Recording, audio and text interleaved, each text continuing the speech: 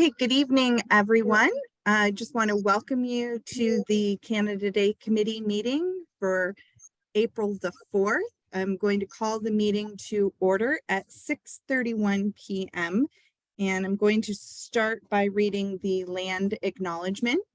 We would like to begin by respectfully acknowledging that the town of Shelburne resides within the traditional territory and ancestral lands of the Anishinaabe, including the Ojibwe, Potawatomi, Chippewa, and the people of the Three Fires Confederacy. These traditional territories upon which we live, work, play, and learn are steeped in rich Indigenous history and traditions. It is with this statement that we declare to honor and respect the past and present connection of Indigenous peoples with this land, its waterways, and resources.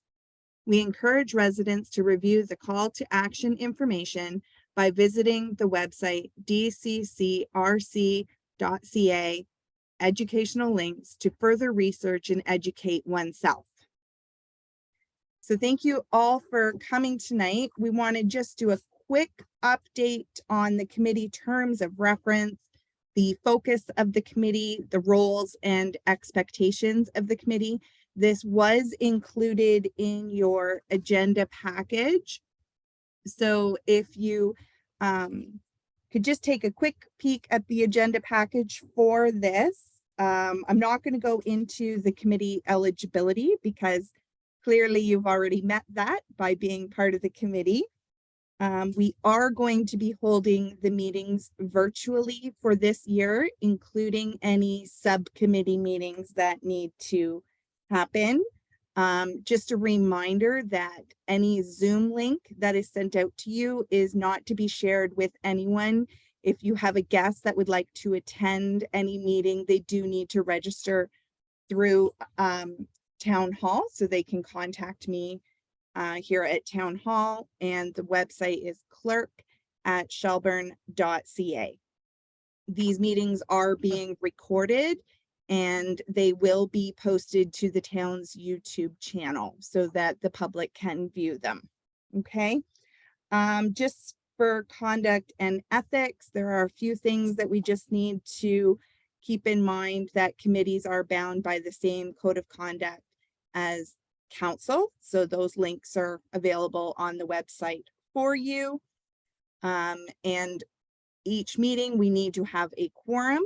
The Canada Day Committee has 8 members on it. So the quorum for this committee is 5. So we have to have a minimum of 5 members for each meeting. So hopefully tonight we'll get some dates set for the future meetings, so you won't see emails going back and forth. Does this day work? Does this day work? Does this day work? We're going to try and do that all at once just to make it easier for everyone. And council will be receiving the minutes of the committee. And if there's any recommendations that you want to make to council, that has to be done via resolution. Okay. I did mention sub-working groups. So sometimes, especially with events, it's easier for a few people on a committee to get together to organize one particular section of an event. That is fine as long as you are reporting back to the committee. Sub-working groups will not have minutes taken by me, but otherwise I will be doing, or another staff member will be doing, the minutes of the committees. If you are unable to attend a meeting, we do ask that you email both myself and the chair of the committee, who will be determined shortly, that you're unable to attend. Okay. And then just specifically for mandates, Canada Day doesn't have a mandate so much like other committees, as it's an event. And so clearly the event is for Canada Day and hosting the Town of Shelburne Canada Day event. Does anybody have any questions about the terms of reference or anything that I mentioned there? Okay, perfect. So one thing is disclosure of pecuniary interests is the next item on the agenda. This is if you have a financial interest in any area. So for example, for tonight, we're talking about fireworks. If you are an employee or own one of the fireworks companies, you would have to declare an interest and not participate in that part of the conversation. That's just an example.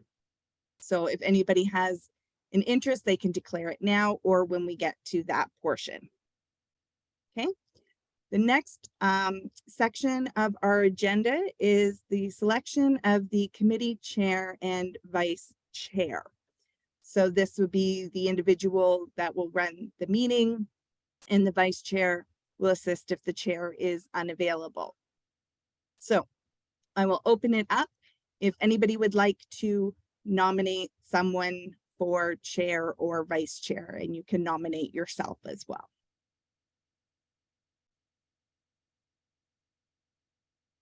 Alice, I'd like to nominate myself for the chair of this committee. And would anybody like to second Samir's nomination? Kyle is going to second that. Thank you. Okay, is there anybody else that would like to nominate for chair?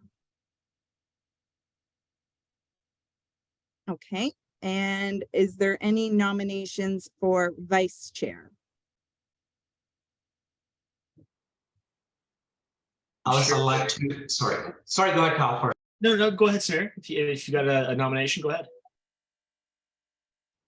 I'd like to nominate Crystal for this vice chair position at the Canada Day Committee. Crystal, are you willing to accept the nomination for vice chair? Sure.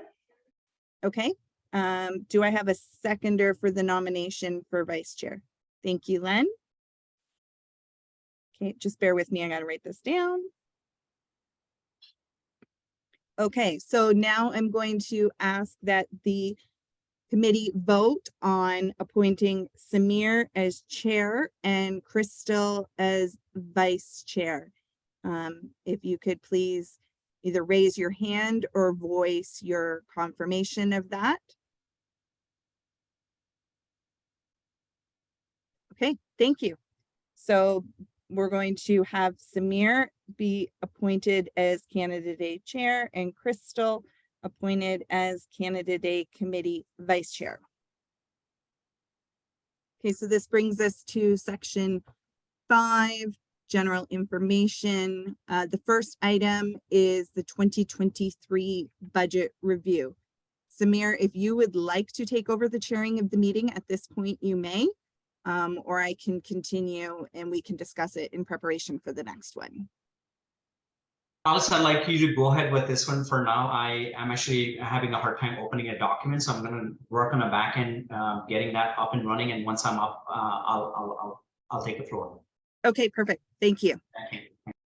Okay, so we just wanted to make the committee aware of the budget for this year. So bear with me just 1 second. I've lost my email about it.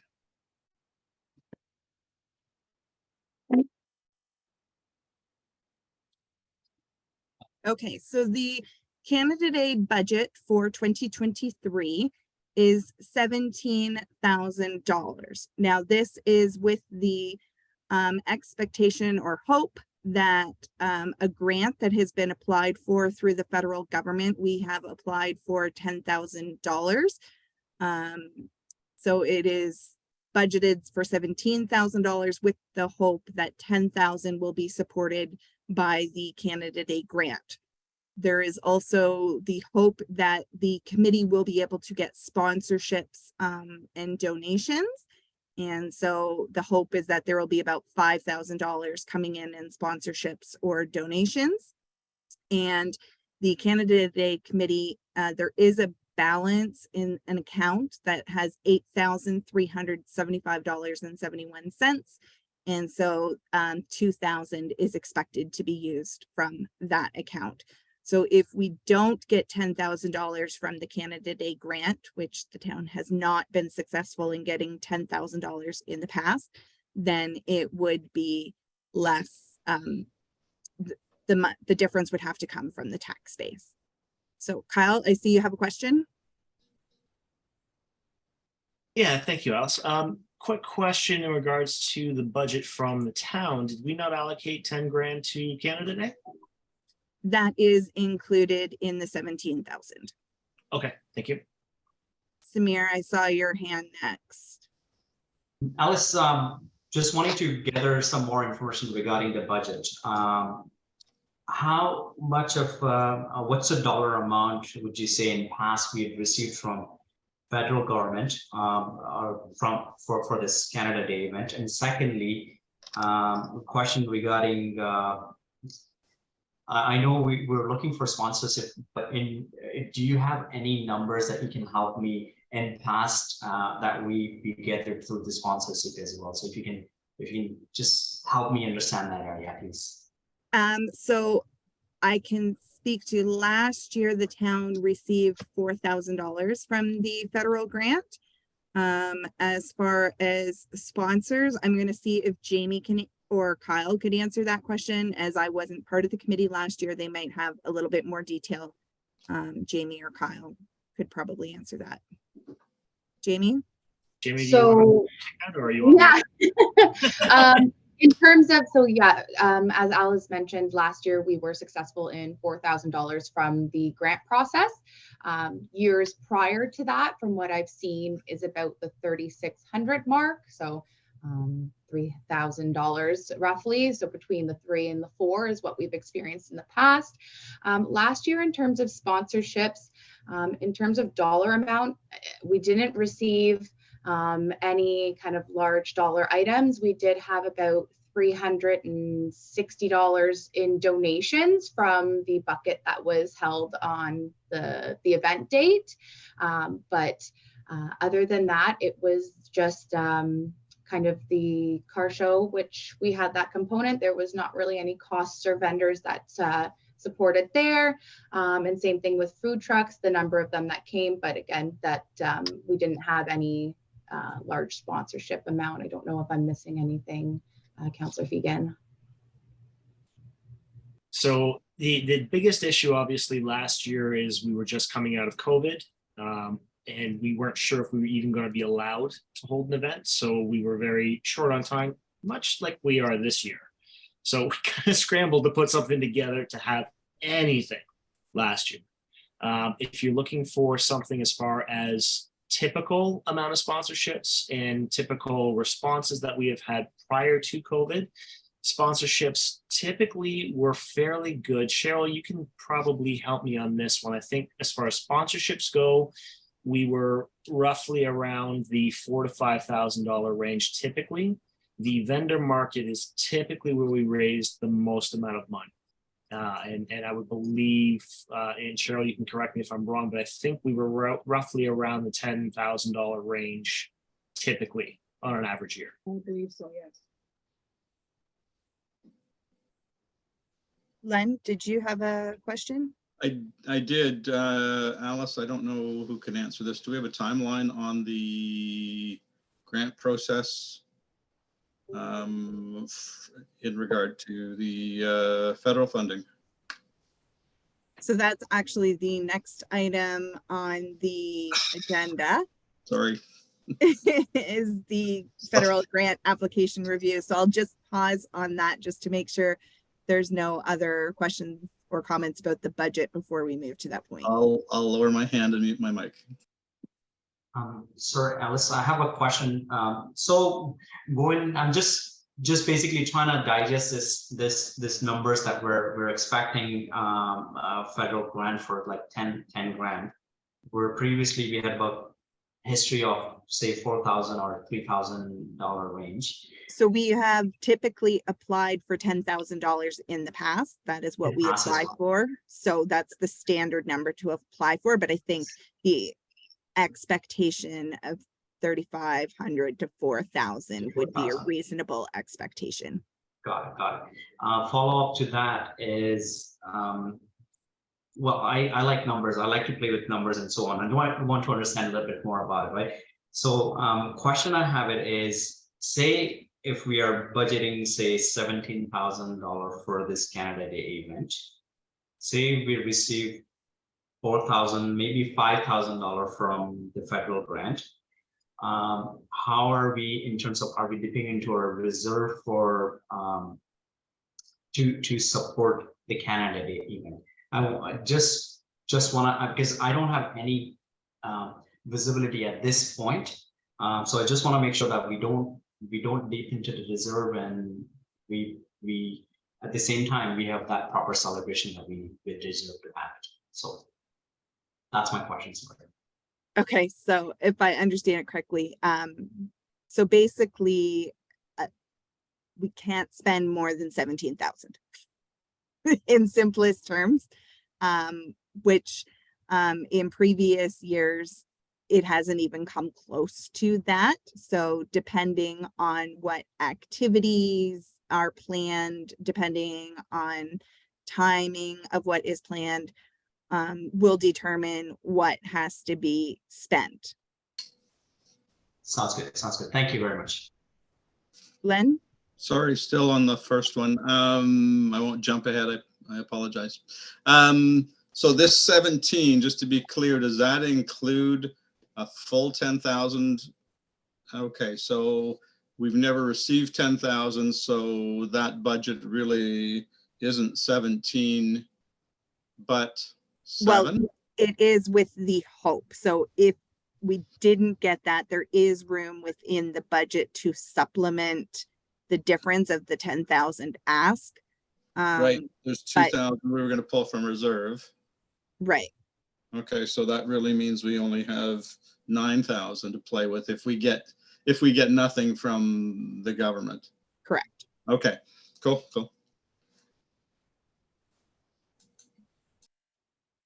So yeah, the point of tonight wasn't to get you to make a lot of budget decisions right now, it's just to make you have those numbers in your head moving forward. Okay. If there are no more questions in regard to the budget review, I'll move on to the federal grant application review. Jamie was very involved in the grant application, so I'm just going to let her speak to that and give you an update on that. Fabulous.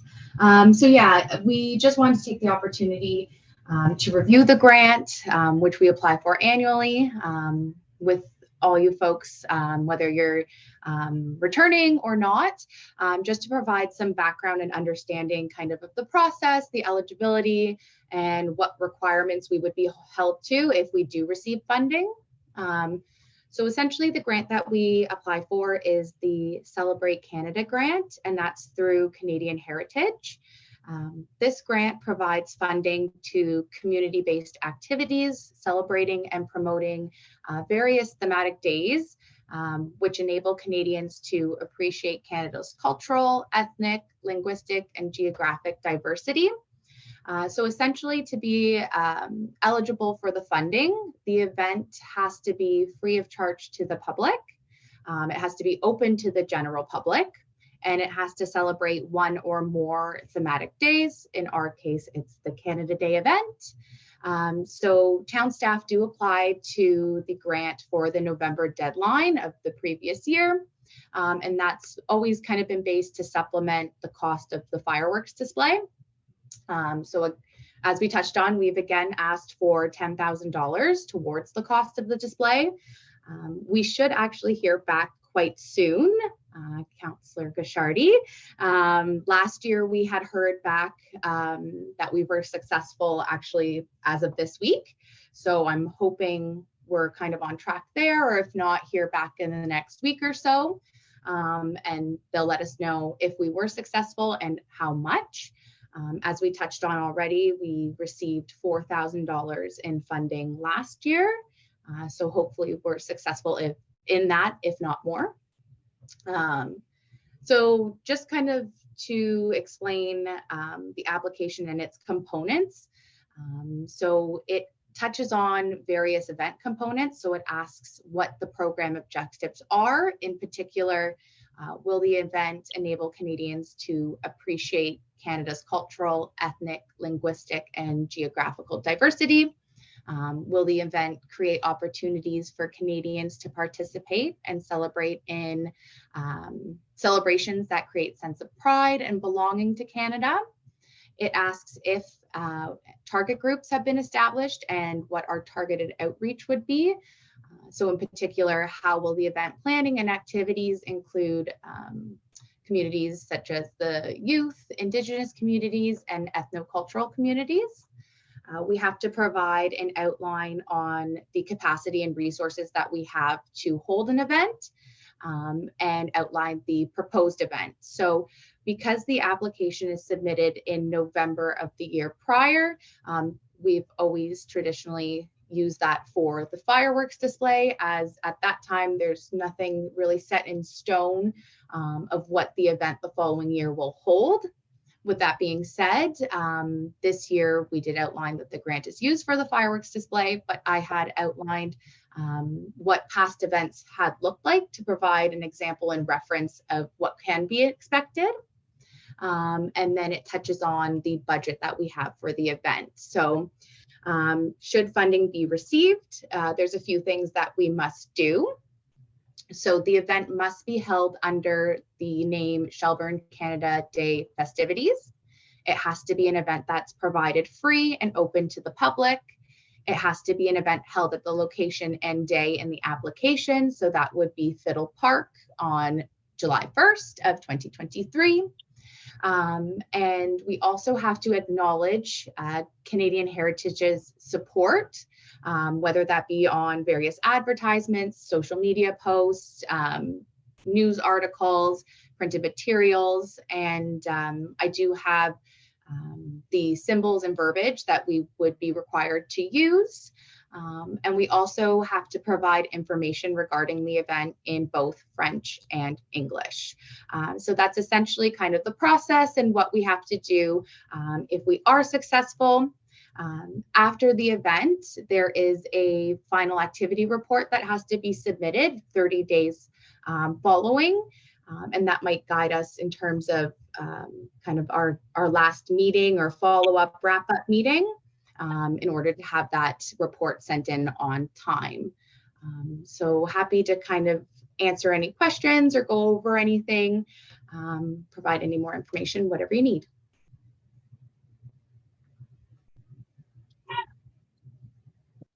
Len, I see your hand. Do you have a question? Okay, yeah, no, I just, I know I'm just jumping around here. So at the worst case scenario, without using the reserve, we're $7,000. Is that a fair assessment?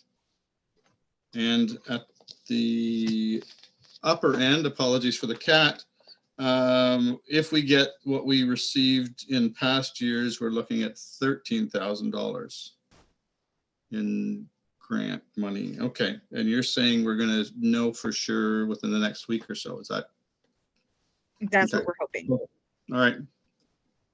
And last year, and this will kind of bridge a little bit into the next step, we're asking for 10,000 for fireworks. That doesn't mean the fireworks show has to be 10,000.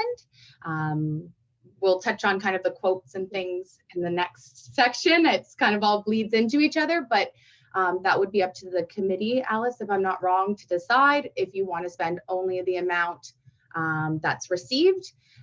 A good note on that is about $1,000 covers a minute of fireworks. So say if we are successful in $4,000, you would be looking at a 4-minute show. So that's where we were hoping for 10 and something to consider in the next stage. Okay, Samir. Thank you, Jamie, for explaining the process. Actually, this is great and get to see what type of work involved behind opening this application for the town. Really appreciate that work that you did. Question I have is we're talking about application process and so on. We did that. We did provide them objectives and so on. Is there any outline of activities that we did mention that this is what we're going to do? And if so, have we even looked into those areas to begin with. I'm not fireworks, we're gonna deal with it in a minute or two as we talk about it. But is there any activities? Is there anything? Is there any sponsorship when we talk about sponsorship area, that the remaining money that we wanted to collect, maybe hopefully not from our town, I mean itself, but we wanted to get as much as sponsorship so we can help our town grow more as well. So my two questions I have is an activities out. Is there any outline to it? And the second thing is the sponsorship area. What did that look like in past, and how can we reach out? How can all of us basically go out in public and get that sponsorship for our Canada event? Is there any outline around that area? Thank you. Yeah, so I can definitely touch on, sorry, I don't know if I go ahead. cut somebody off. I can touch on what the grant is binding us to in terms of activities. So that would just be whatever funding we receive from the grant has to go towards fireworks. That's basically the activity outline. We've always established that this grant is used for fireworks just because we don't have any of those other activities set in stone. So that's really the crux of what we use this funding for. What we must use this funding for is going to be for the fireworks display. For sponsorships, I was on the staff liaison last year, but I hadn't been a part prior, so I'm just don't know if I have all the information to speak to that. Councillor Fegan, did you have a follow-up to that, or did you have an additional? Thank you. No, I just wanted to fill in some of the information there because I think Cheryl and I are probably the only ones that have been on this prior to last year. So prior to COVID, actually. As I mentioned, I mean, COVID obviously put a damper on events and everything else. So we've been struggling up until last year. I can tell you from previous years and prior to, Canada Day has been very self-sufficient. In regards to, we were able to get sponsorships from a number of different businesses throughout the town. We would obviously approach them usually before now, but unfortunately, because we've just gotten the committee going, we're still going to have to be knocking on doors and hoping for the best. As far as any money that comes in, as far as the sponsorship goes, the committee would decide on how do we give the sponsors bang for their buck. So what we've done in the past is we've done giant signs that get hung on the stage that thank our sponsors, along with newspaper ads thanking our sponsors as well, social media, all of that sort of stuff. So any money that comes in, we got to make sure that we recognize the sponsors and give them value for bang for their buck, so to speak. The vendor market was probably the biggest benefit to Canada Day as well as Street Fest. This is where we would go out, we would approach vendors to put up their 10 by 10 booth, sell their wares, promote their products, promote their business, whatever they wanted to do. Correct me if I'm wrong, Cheryl, I think we charged about $100 per booth at the time. The only thing that we have to be cognizant of, and we have to make sure that we make clear, is the insurance aspect. I believe for Canada Day, Alice, correct me if I'm wrong, it's a $2 million liability listing the town as well. I believe so. I would have to double check. Okay, the $5 million, I believe, is if you're going to do the liquor license, which is also something that we need to consider if we're going to have a beer tent or not. In the past, we typically have, and that was typically run by the Kinsmen, and they would take over everything. However, we are very close in timelines right now. I'm not sure that they're going to be able to take that on. So we may not be able to have a beer tent this year. I can certainly ask the Canettes. My wife is one, and I can certainly talk to the majority of them to find out if they'd be willing to run a beer tent for us. That is something that is definitely a hiccup and takes time to get the licensing for, as well as making sure that we've got the area blocked off, because you have to fence it. There's all kinds of things in there that we are not sure that we're going to be able to have this year, but all of that came into the bottom line. So as far as raising funds, that's how the majority of funds were raised in the past prior to COVID. And that's mainly how this has been self-sufficient. Counselor Len Bishardi, I saw your hand next.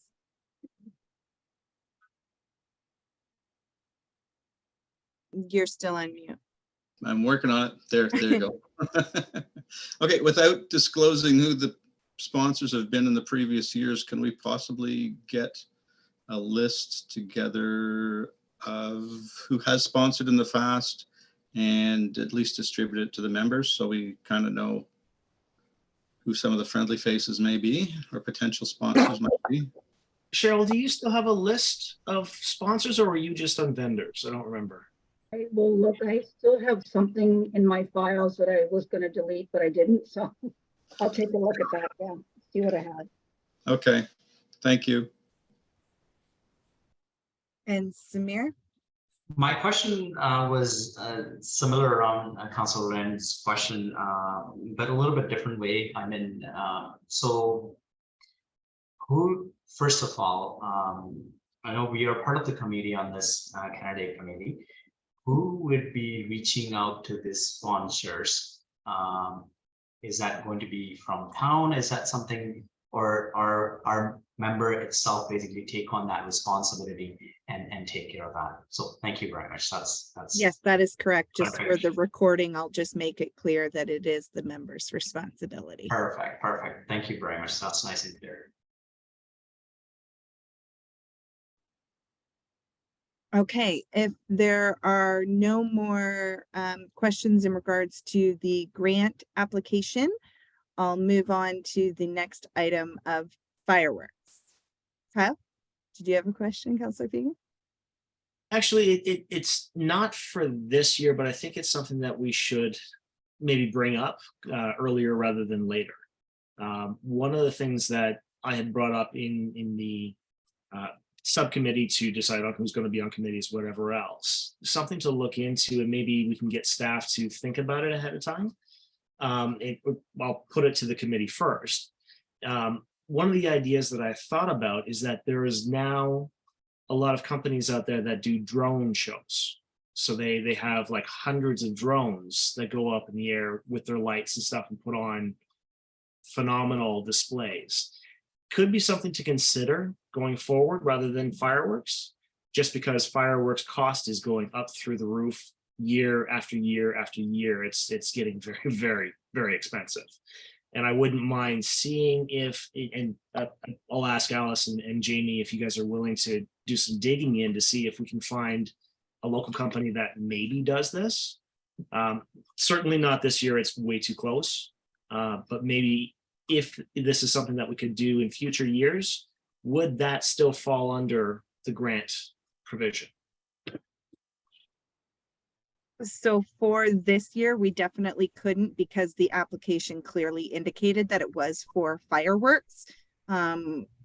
Staff and members of the committee could look into options for drone shows. And if we think that that is a potential possibility for the future, when it comes to preparation of the next federal grant application for 2024, we could certainly alter the application to include that if we think that it could be a possibility.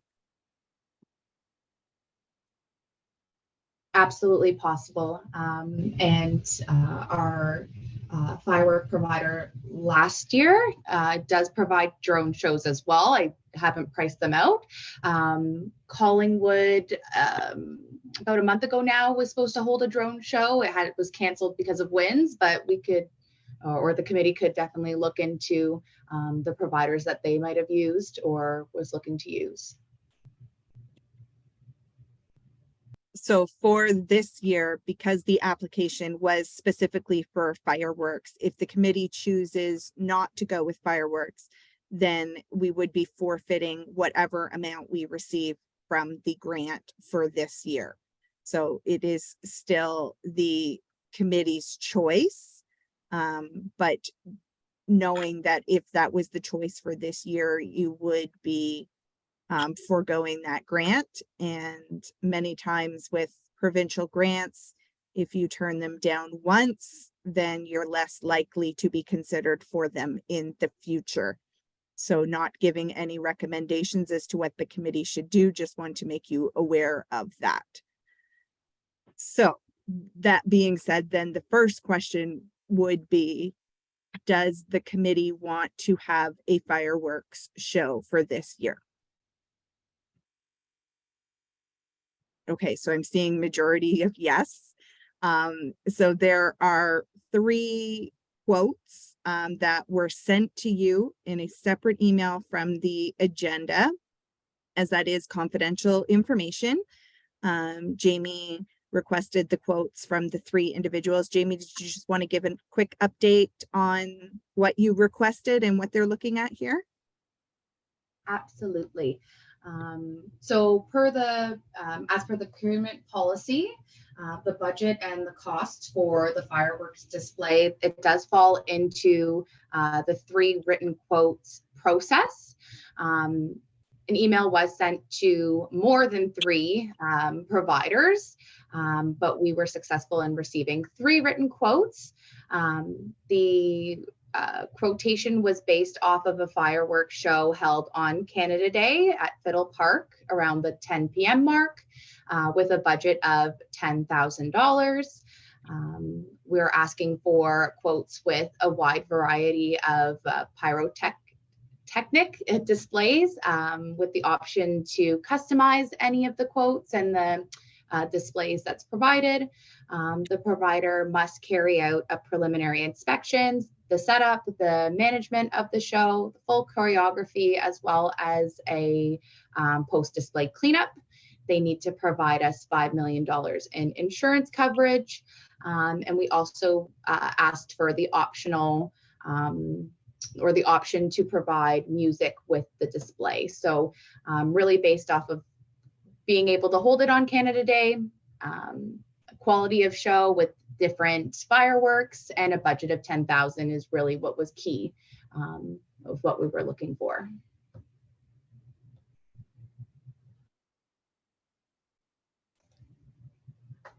Thanks, Jamie. Councillor Kyle Fegan? Thank you. Yeah, when I went through the proposals, is my understanding correct that the only one that specifically stated that it would be timed to music was the second one, Pyro World?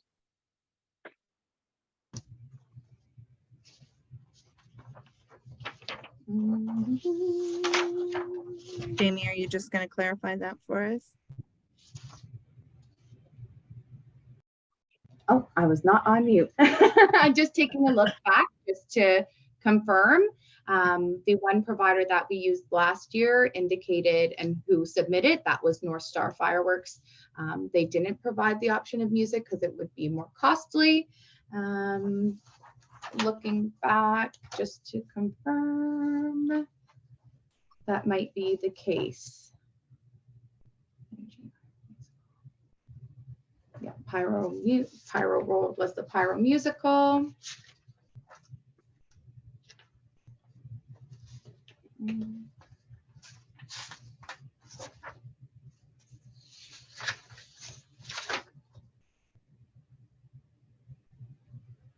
Correct. Yeah, I didn't see music in the others provided.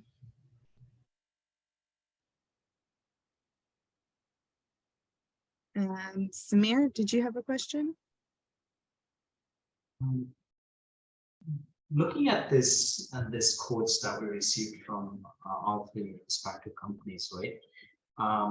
What I notice is the only North Star had provided with the liability insurance. Is it something we set a standard, or is that something we request them to provide it, or what is the ask? Jamie had mentioned about the top highlight, what we ask typically for the firework provider, basically. I didn't hear that ask within that the quotation, but I see a firework, like a certificate of insurance or something like that within the North Star application, or the quote that they provided us. They said it's certificate of liability insurance. That's the word I was looking for. Sorry. is it a normal ask from everybody, or is it something town's responsibility in terms of the liability if something were to happen, occur? So the town does have its own insurance when there are third-party contractors, vendors, performers. The town always recommends to any event holder, and we follow kind of that policy, is to get insurance from those third parties as well. That ensures that that activity and that provider is covered, as well as a backup for the town's insurance. So although North Star was the only one that might have put it in their documentation, we would require that from any of the providers. They were our provider last year, so it was, in my eyes, simple for them to throw their last year certificate in just to show kind of goodwill, but that doesn't mean the other two won't provide it, because that's a requirement of providing the quote, is we expect that they will provide us an insurance certificate. But in terms of any event that say you would hold on your own on town property, or that town staff or committees hold, we do really highly encourage and ask that those third-party vendors, performers, etc., have insurance coverage themselves. Thank you. Thank you. Did anybody have any other comments or questions regarding the fireworks options? Okay, would anybody like to make a recommendation as to who you would like to choose for the fireworks providers? Oh, Jamie, sorry. I just, it might help the committee. When you're looking at each proposal, kind of some key things that you want to look at in terms of evaluating which one you would hope to go with. So one thing you want to keep in mind is price. Price, we usually highly consider that, although that being said, the lowest bid isn't always the one that is awarded. You'll want to look at the quality of show, so considering the number of fireworks and the description of what each provider has proposed, and then any references that they provided or past experience. Kind of those three pillars might help guide you a bit better when trying to determine one over the other.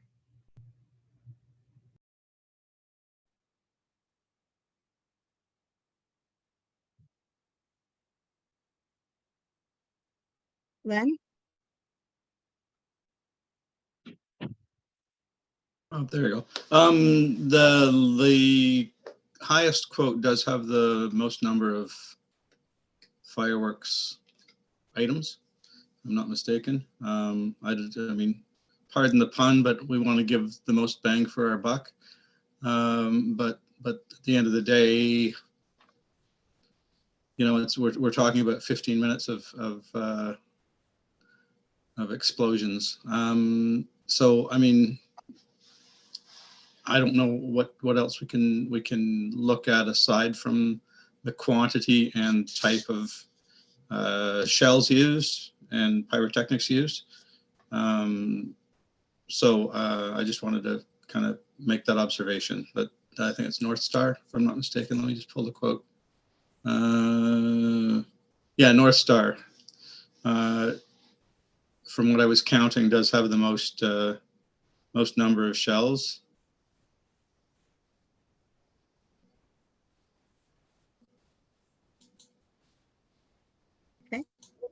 Samir? Just like Councilor Wren's observation onto that, my thought goes around similar, like we need to get most out of our bucks that we're spending out there for our Republican town, basically. Now, question I have is, I wanted to understand one more thing here before I make up my mind there. And what Jamie had mentioned earlier was a great point, that looking at their history, and this is for our fellow committee members as well to understand, we are making an informed decision, right? So I saw all three quotes very deeply and trying to understand what it is, but I didn't pick a point until Jamie had mentioned about their experience that they shared with us. So my observation, and once again, this goes for everyone to look into that, and I'm sure everyone had reviewed they did their due diligence in reviewing those ahead of time and prepare for the meeting. The pro world that create Ignite and Excite, the second quote that I'm seeing it, they are talking about their experience going back in 2006 and 8 and so on. So obviously I'm thinking similar as Councilman, that I'm leaning more towards North Star, but I'm still in debate about the David Weiss Falls fireworks as well. So I'm just kind of not making up mind if someone can provide me more in tax, or if someone can share their reading or share their knowledge out of reading this material would help me settle on one particular one that we're looking for here. Thank you. Councillor Figan? For me, the one thing that I want to make clear and make sure that everybody understands is just because somebody has more shells going off doesn't automatically equate to a better display. Remember, all of these displays are roughly about the same amount of time. So having something go up and boom and boom and boom and lots of explosions, yes, it's all well and good and wonderful. But if you incorporate music too, it always adds that much more to the level. And music, fireworks timed to music, in past experience with Canada Day, has always been much better received than just a display that has all kinds of explosions going off. For me personally, that's kind of why I'm leaning towards Pyro World over North Star. I've got the same reservations with the David Waters, whatever the other one was. North Star and Pyro World are my top two personally, and I lean towards Pyro World mostly because of the music factor.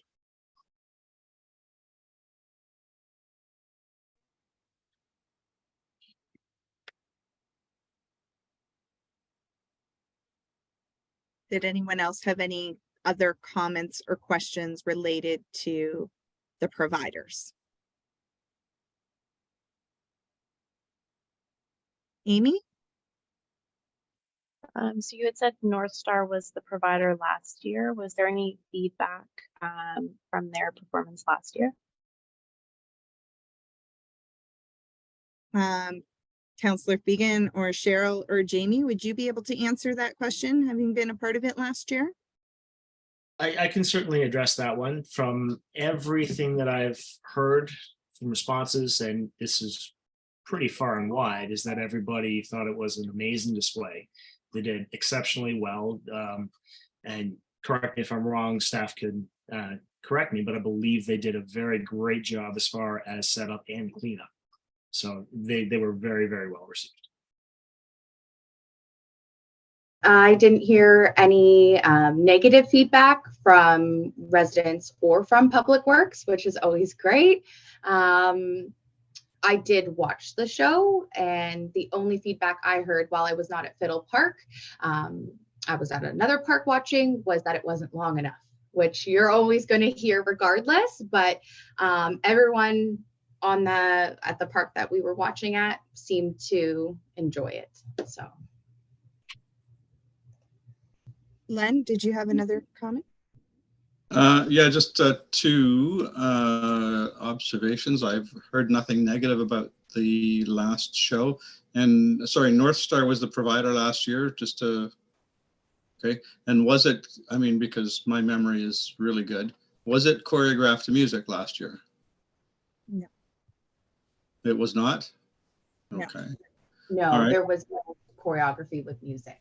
Okay. In North Star's quote on the second page, sorry, somewhere in the second page, I read, our price includes the site inspection. Okay, maybe it's on the first page.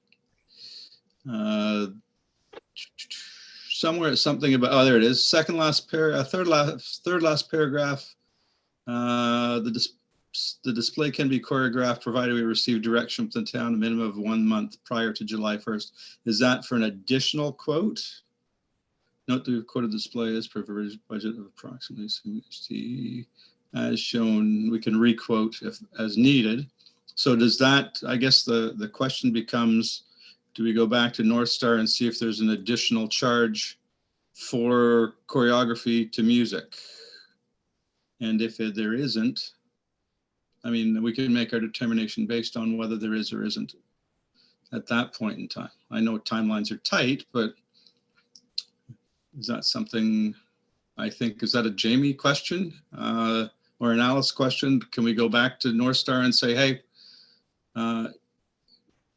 is it, you know, does that cost include choreography, or how much more is involved? For sure, I can contact each one if that's the ask and say, we want, not optional, we want a quote with choreography. What would that look like? Just understanding that because we're coming up close, a lot of these firework companies will start to book themselves otherwise. But if that's the ask from the committee, I can follow up tomorrow to see if we can get firm numbers with the music or choreography. Well, sorry, just I mean, I don't know if we narrow it down to it seems we've sort of narrowed it down to the two, one with choreography and one without. I'm just wondering, you know, if what the cost comparison would be between the two. I mean, I don't know if we have to go to the first tender or the first vendor rather, if we're not necessarily going to consider them. So it might be just an ask of the two. Jamie, I don't know. Does that make sense? Yep. If that's the committee's wish. Kyle, Councillor Fagan? Oh, My only hesitation, and this is just something in Alice and Jamie, maybe you guys can clarify for me.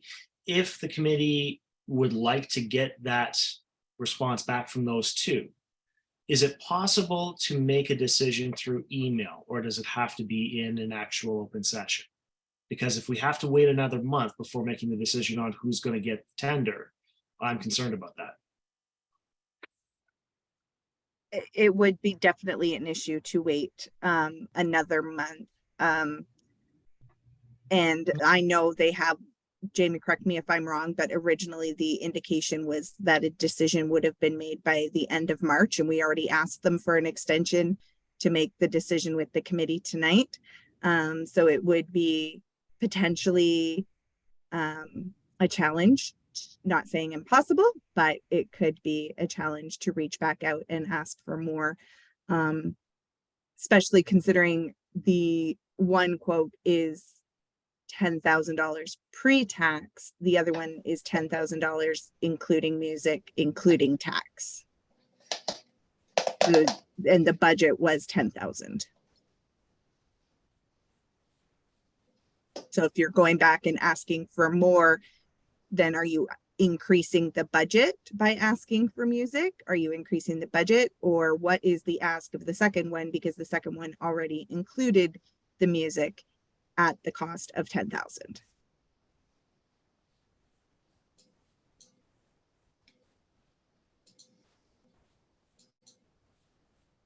Len?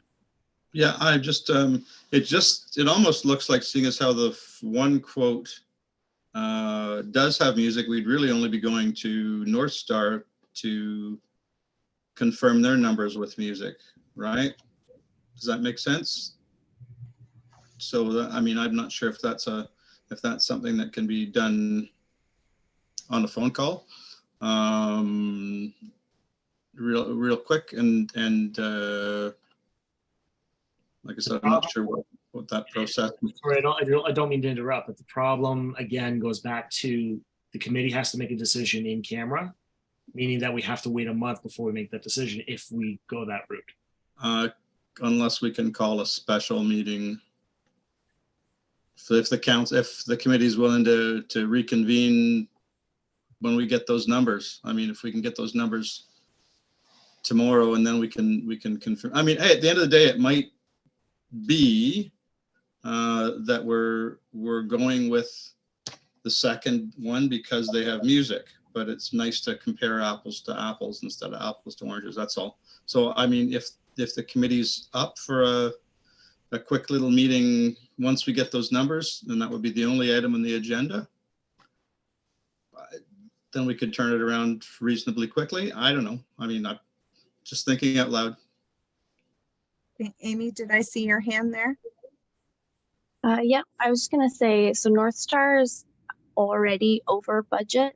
So if we ask for music, they're just like, if that price doesn't include music, they're likely be increasing that price already. So comparing the second one with North Star, the second one would be cheaper and it's already within our budget and includes music.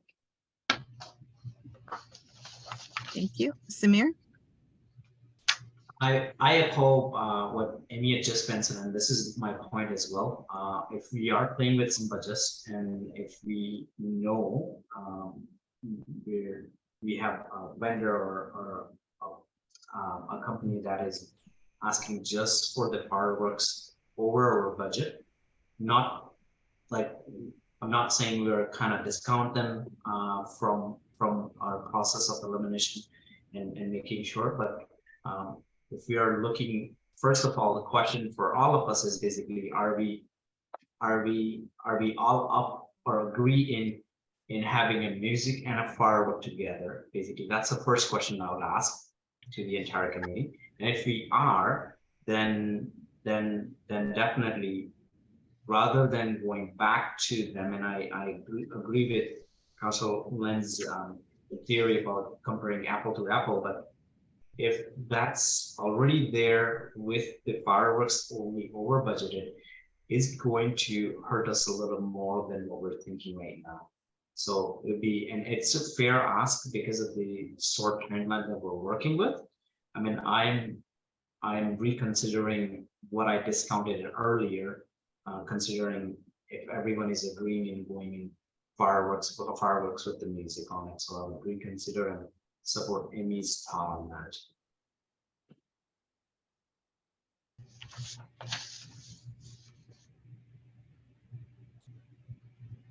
So can we get show of hand who is interested in music with fireworks at this Canada Day event?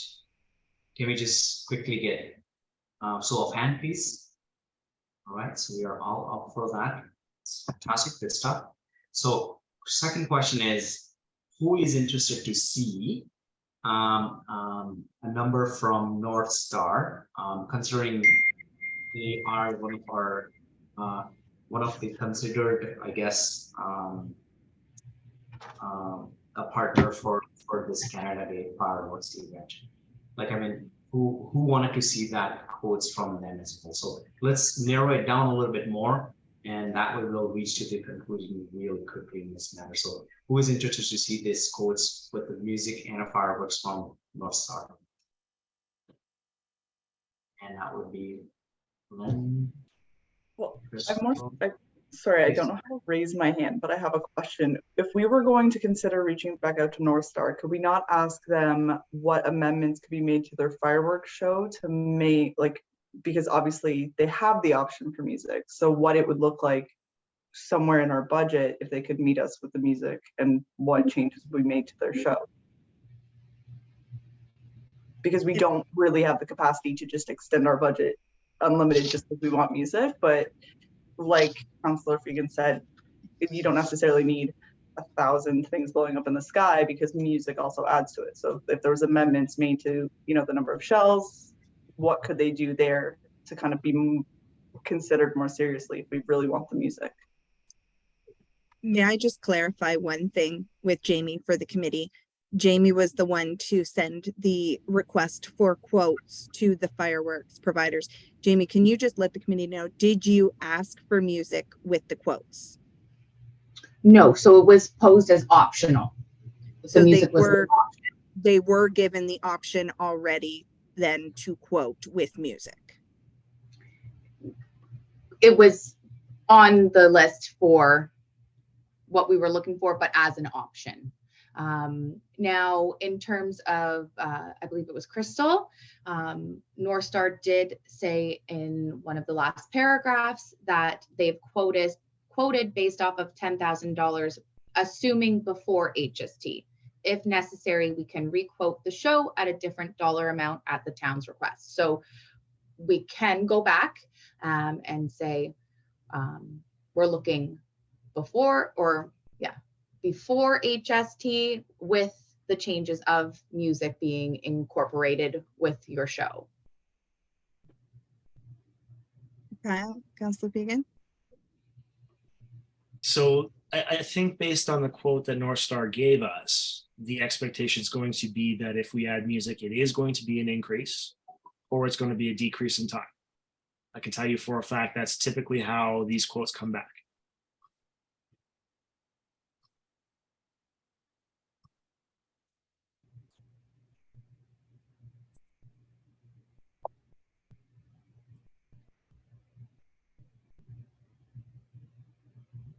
So how would the committee like to proceed tonight? Would you like to direct staff to reach back out for a second quote, including music, or would you like to make a decision?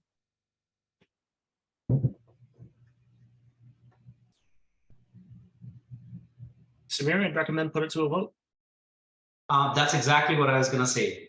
If we can have a vote, if we can just exercise our vote to close this matter. Actually, that would be wonderful. So, who is up for seeing the quote from North Star with the music and the fireworks? And that would be Council One. Anyone else? Crystal would like to see that as well. And anyone against it?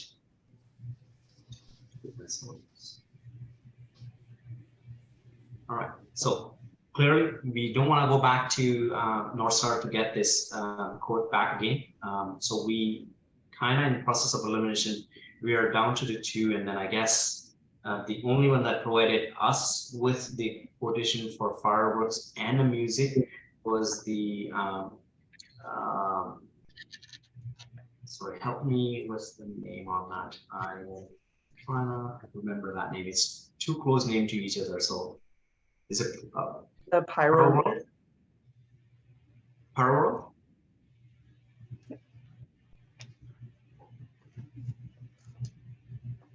So who is so if I may ask a question regarding who is sorry, help me, Alice, help me building this content, because this is my first time Sure. actually in a town.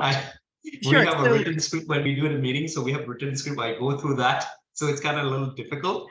But if you can help me build this one up, please. Yep, so we need a motion. So we need somebody to move it and somebody to second it, that you would then be choosing Pyro World as the fireworks provider for the 2023 Canada Day event, pending the federal Canada Day grant funding. Fantastic. So who is the mover on that? Al Fagan, who is the seconder? And that would be Cheryl, and all in favor. Any against? And motion carried. Okay, then Len, did you have a comment? No, no comment at all. All right, the next item on the agenda is the 2023 meeting schedule. It is typical of a committee that the committee meets once a month, with the exception of August for sure, and sometimes July. It could be amended for this year because of the closeness of July 1st. I have been given permission to offer that the committee could meet every 2 weeks, or every 3 weeks, whatever the works best for the committee, knowing that your event is coming up. So if the committee chooses, we could do every 2 weeks, or we could do every 3 weeks, or we could do once a month, and then you could do subcommittee meetings in between. Ideally, we would like to meet on the same night of the week. This one was originally scheduled for Tuesday, but it doesn't have to be Tuesday. And if 6:30 works, or if earlier works better, if 6 o'clock works better, it is your committee. So the committee can determine what is going to work best for them. Okay, Samir, did you want to make a? Yeah, just want to add on things as well, or just a little bit more set an expectation for off this committee, as well as we talked about sponsorship, getting sponsorship from outside. So my first question is, say if I go out in town and ask for sponsorship, is there any possible way, how would they know that I am part of this committee and then we are doing this work for our town? That's one thing. So do I have anything that I can show them that this is what we're working for, or how do we direct them to apply? Is there any application for sponsorship? That's one question. Going back to the timeline that we're discussing, I'm sorry that I brought that question a little bit later. I was thinking about sponsorship, but that question actually came out of my mind later. But going into this, the hardcore, the work for a committee, I would say my ask from each and every individual are part of this committee to get together really quickly, and maybe for April and May we can sit back a little bit, meaning 3 weeks a meeting, but hardcore meeting in June, that we make sure that we are on target, we are on timeline that we're supposed to deliver. So that's my thought on timeline wise. And typically evenings work for me, morning works for me, as I mentioned previously to some of you who are here in this room, that I am open for anything. May not be the case for every single individual, so I'd like to hear from every single one. If you can give us a timeline, whether evening works, morning works, whatever works for you, we'll work with that as well. So I'm going to throw a question back to Alice regarding sponsorship. How do we reach to, how do we connect town with the sponsors in supporting this event? So if we can just pause the discussion on the sponsors, we can discuss that under new business in the next section. There'll probably be a few other things in new business, just so that we're following the format of the agenda, and just do the meeting schedule first. And then that might determine too how much conversation happens under the new business. Sounds good.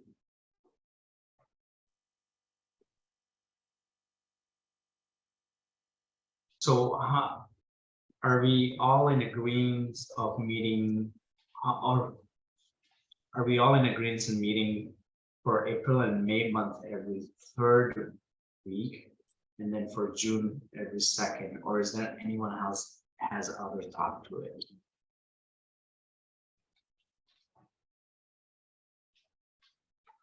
Yes, Councilor Fagan, go. If I could, I mean, I've been on this committee for many years now. It is a lot of work to get sponsors, to get vendors, and everything else. And the fact that we are now in April already, we're already under the gun. My suggestion is, if we could, I would suggest that we start looking at every other week starting now, if we could, at least for this year. Going forward next year, we'll have a lot more time, a lot more planning that we can do, but we really are under the gun this year.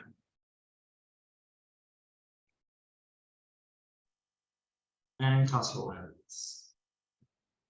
Just so we're all kind of moving forward together, Jamie, you said in the next week or so we should have a answer in regard to grants. That's correct? Okay, so maybe that would be the next most opportune time to set up a meeting as soon as we get that answer. Because that'll be within a week or two. So we could maybe have one meeting in 2 weeks and then, move that forward from there. Does that make sense? And meet as needed, as opposed to scheduling it I see every 2 weeks as a benefit.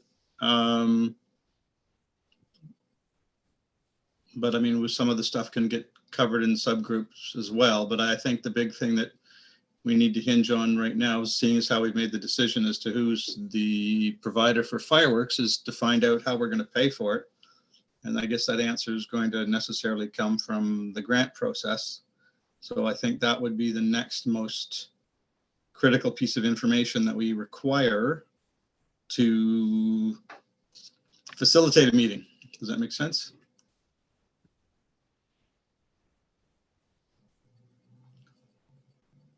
Sounds good. Sounds good. So I'm hearing two different things. As Councilor Figgins requesting to meet once every 2 weeks going forward. And important point, Councilor Lynn mentioned about that code that we're going to review it once. The grant application, we will have the answer for that as well within a week or two. But meet as needed, kind of thing like that. So my question is, who is in favor of what side? I'm actually not, once again, I'm not trying to make a divide and rule here, kind of thing like that, but wanted to make sure comfort of every single individual. And it is our responsibility that we took on ourselves that to join this committee and to be a part of this group here. So we need to make the decision collectively and making sure that we are all agreeing with that. So who is, and I'm actually, this is my first time, and I'm thank you, Councilor Pickens for that direction, because what I'm thinking other perspective, which basically not necessary in this case that applies, and there are a lot of work behind it for sure. But who is interested in seeing everyone once every 2 weeks here? So if we can have a vote on that, and then we can move on to, we can close our meeting after that. So if we can just quickly get a show of hand and meeting timeline wise, are we up for 2 weeks or 3 weeks? First of all, let's do 2 weeks. Who's interested in seeing 2 weeks? Meeting together 2 weeks. So let's do 2 weeks. Cyril, sorry, Amy, I didn't get your response. And you're all good. And Cyril, I didn't get your response yet on that. So sorry, go ahead. I'm on the Horticultural Society as well, and their meetings are on Tuesday nights. So I was just looking at my calendar, and I'm gonna have to miss the next few Canada Day meetings if they're, yeah. Tuesday's also not good for me. I'm only available on the first Tuesday of the month. The other Tuesdays I've got meetings already. So it looks like sorry, go If ahead. I can jump in for a second, it doesn't have to be Tuesday. This just happened to work for schedules for staffing. The advantage that you have right now is other committees haven't picked their dates yet. So if Canada Day committee says we want every other Wednesday starting now, then that is going to block that date from other committees. If you want every other Thursday, now I know there's some people might have an issue, I'm just saying it doesn't have to be Tuesday just because I scheduled this one for Tuesday. So, if every other week is preferred, then, we could even do one on a Tuesday and then 2 weeks later on a Thursday, which, it's challenging to remember. But you have options. Thank you very much, Alice, for clarification and clarifying that. I'd like to hear from Councilor Wren first, and then Councilor Figgin. I'm good to meet whenever the committee desires, so I'm pretty flexible. So. Thank you. And Councilor Figgin, you have. Alice, do you happen to know, because I'm looking at my calendar right now and it looks like I've double booked the Heritage Committee meeting. Is that Wednesdays or is that Thursdays? I was not able to get quorum for the Heritage Committee for April 13th. I've proposed April the 12th. And I did get quorum for that. So that's next week, Wednesday. But typically it is on the Thursday, correct? That will be up to the committee. Correct, but in historically, it's been typically on the Thursday. Heritage Committee.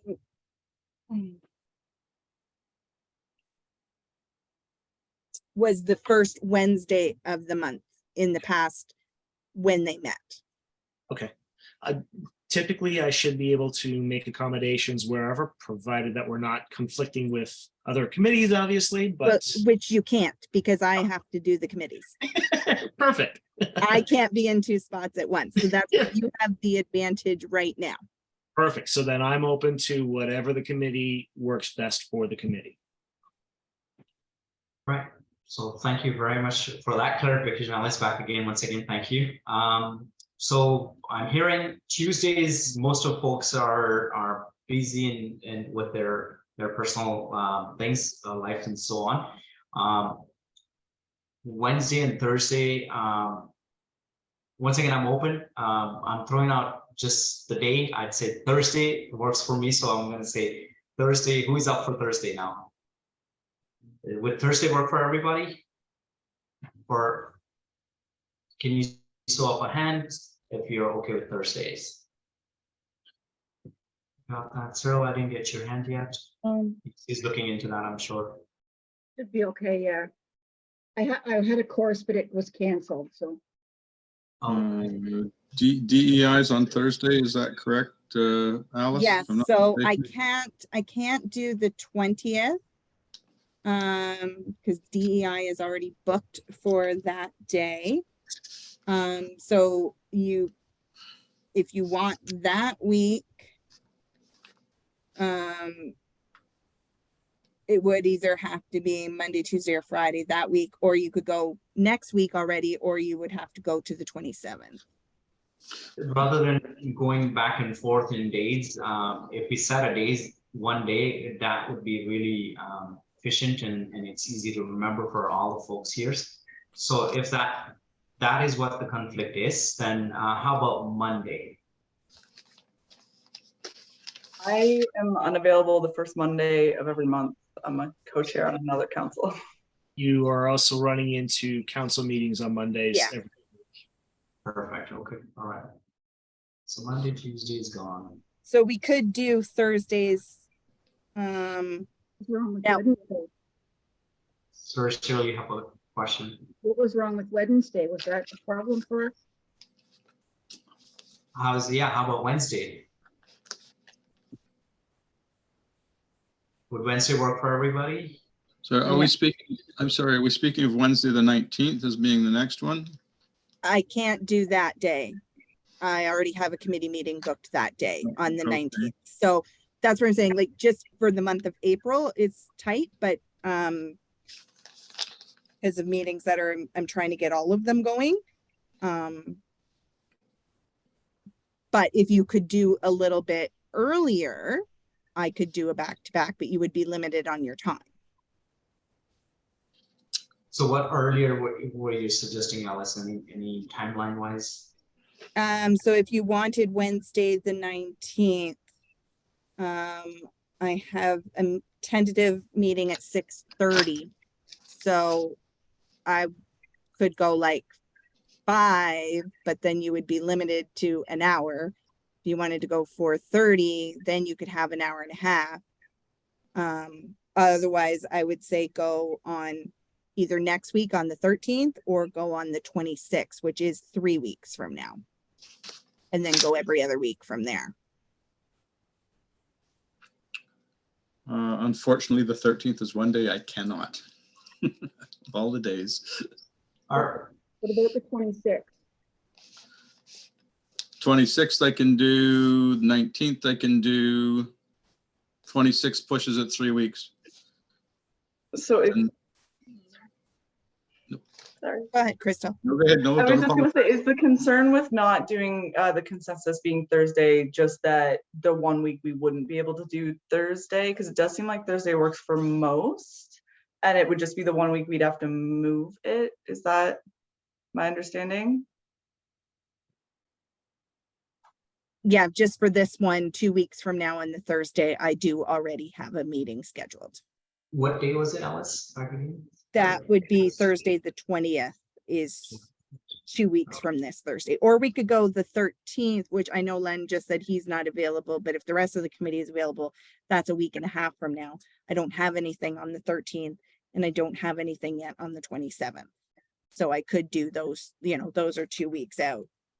If I may, Jamie, do you expect to hear back on the grant funding by the 13th? Based off of last year, we had an answer by today. It all depends on truly the applications they receive and sending out once they have reviewed. So as I've been told in the past, it's usually end of March, April when we've heard back. So I can't guarantee anything, but last year we had heard back by this time.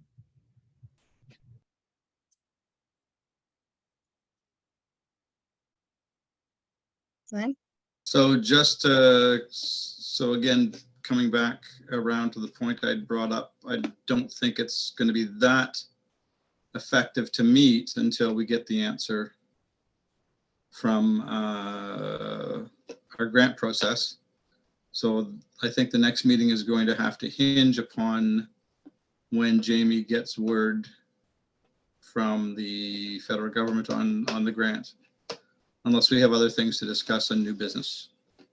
Crystal? I am very sorry. I use Teams for work, so I don't know how to raise my hand on Zoom. I apologize. That's okay. Even without the answer from the grant, could we not discuss like sponsorship activities, vendors, stuff like that, with or without? Because the fireworks are kind of a given, in my opinion. It's just depending on how we're paying for it. So in the meantime, if we're still waiting, we could discuss who to approach for sponsorship and if we need subcommittees for vendor organizations, etc. So I do feel like it would be valuable to meet with or without the answer. Hopefully with the answer, ideally, but with or without, it would, I think, still be important, and not waiting on that, because it feels like sitting on our hands a little bit when we could be making progress in other areas. Agreed.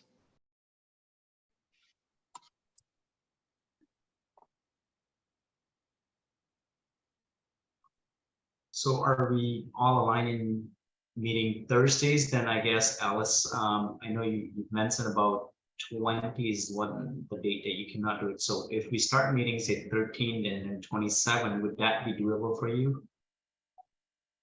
Yep, I could do 13 and then 27.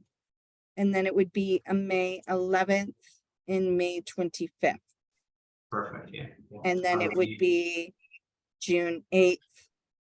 And we could look closer to June 22nd, so I could schedule those ones. And then I would recommend booking one for Thursday, July 6th, being a follow-up after Canada Day, and then going in to after that one, taking a break unless something still needs to be dealt with, and going until taking a break until September, and then going back to the traditional schedule of once a month. Thank you. Amy, I see your hand up. Yeah, I was just wondering if it was possible if we could meet at 7:30 instead of 6:30. I'm open to it. I'm available for either. It's just 7:30 is a little more convenient for me because that's when my son goes to bed, so I can just like quickly put him to bed and then join. A little easier for me.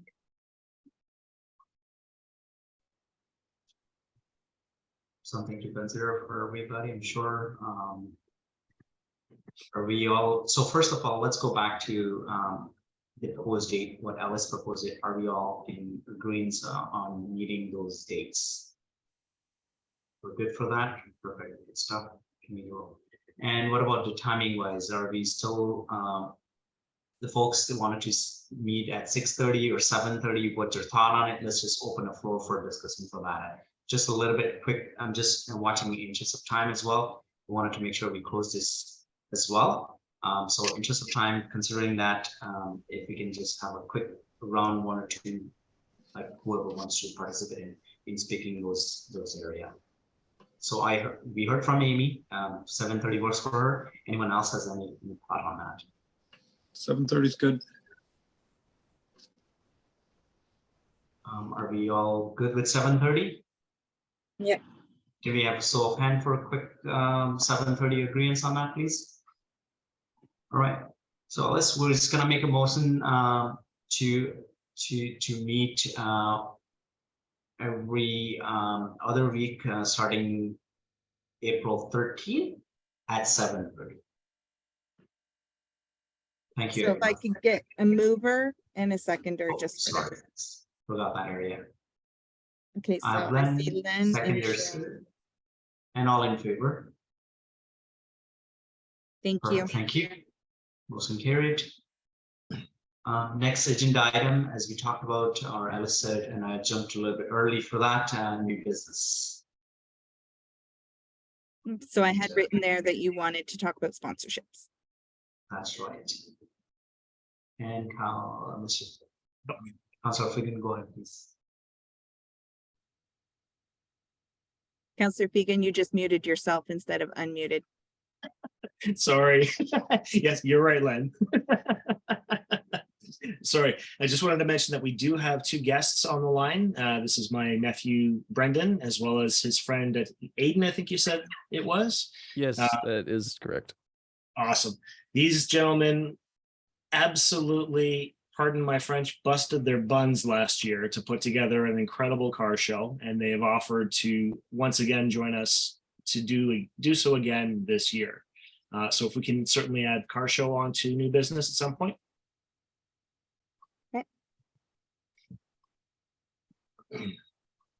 That's great initiative, definitely. Thank you, Councilor Figan, for being so thoughtful and resourceful in this manner. Thank you.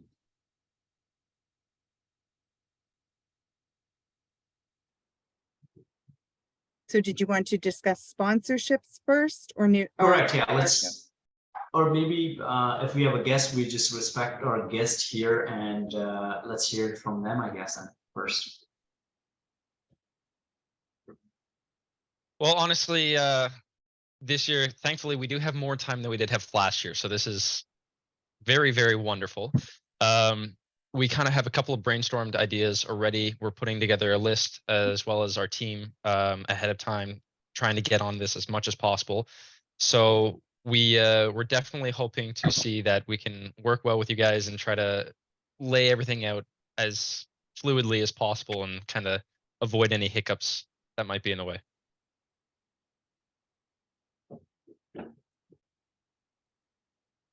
Thank you for providing that feedback on that. Just wondering if you can just elaborate a little bit more on what your plan and what support do you need from our team here?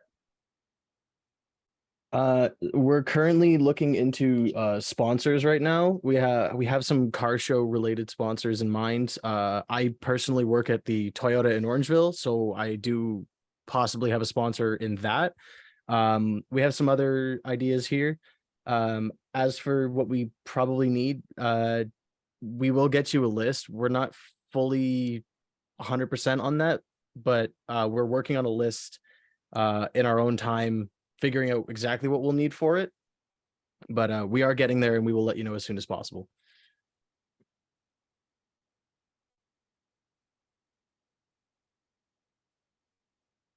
Yes, go ahead, Councilor Figan first, and then.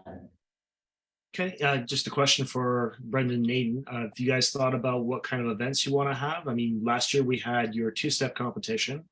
You also had best in show and that sort of thing. Is there plans already, or is that still too early at this stage? We do have plans. We have decided because the two-step competition last year wasn't really two-step. It was more of just who is the loudest car. We've decided to change that to loudest car pretty much. And we're going to do off a cheer system again like last year.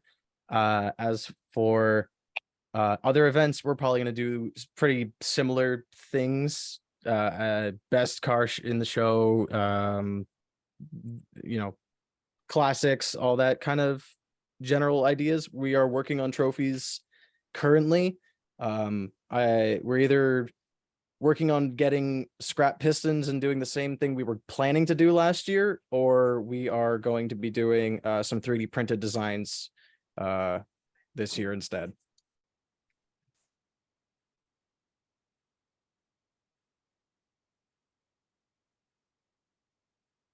And Councilor Lynn, please go ahead.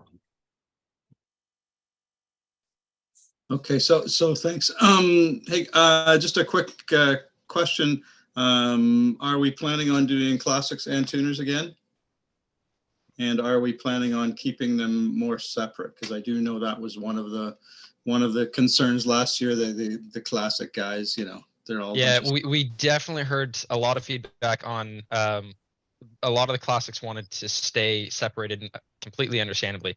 It's kind of a clash of cultures there, so it's unfortunately last year, due to the crunch on time Yep, and the yep. inability No. to pre-plan it as much, we kind of had to mesh everyone together into just a preset area.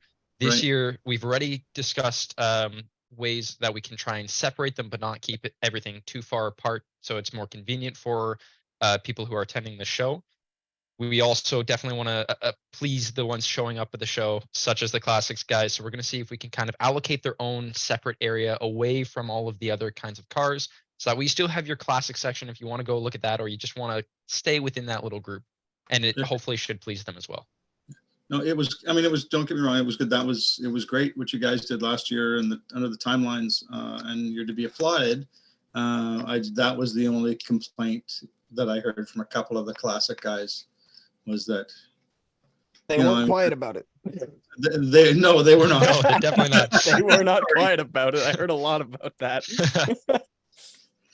Anyway, The other Just- concern that oh, sorry, go ahead.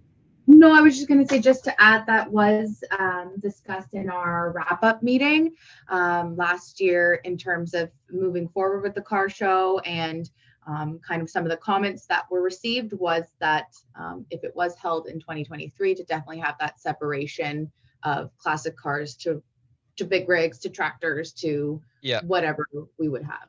Yes. The other concern that we did hear a lot was, and I understand there's nothing you guys can really do about it, was the pre-registry. I know it's kind of, if you're not really in the car community, a lot of people will sit there and wonder necessarily why people are uncomfortable to pre-register the car. And the logic behind it is you shouldn't really have to be nervous to pre-register the car, whether it's you're scared that your information will get leaked out, it is an official source that you're registering with, or whether that you're scared you might get in legal trouble if there's some sort of minor modification or major modification on the car that could get you in legal trouble. So the concern for a lot of people with the registry, they ended up asking if instead it was possible to show up at the gate with valid insurance and kind of flash that to enter. Would it be possible? I know the pre-registry kind of helps give a general idea on how many people might show up. It helps us plan the area and allocate how much size of an area is needed.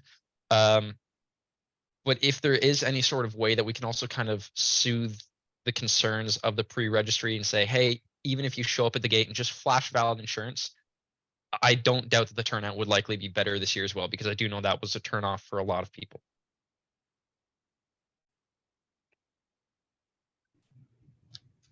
Something staff can look into for sure.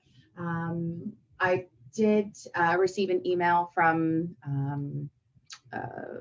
local BIAs, and the Gravenhurst car show does require a registration. It doesn't ask for any attachments, but something that's been lingering on my to-do list is to look into other car shows that are held on municipal property, and what requirements or what kind of registration processes that they're looking into. If you folks know of any and can provide links with information or some guidance, that's helpful for me as well. But something that I was going to do some digging on in terms of what and how much information we need to take from them moving forward, and that insurance piece being one of them. I know it's definitely very odd to say, but I would say the minimum amount that you guys can have as a requirement is probably the best, because again, for a lot of people, the more information of theirs that's out there, the more uncomfortable they will likely be to do it.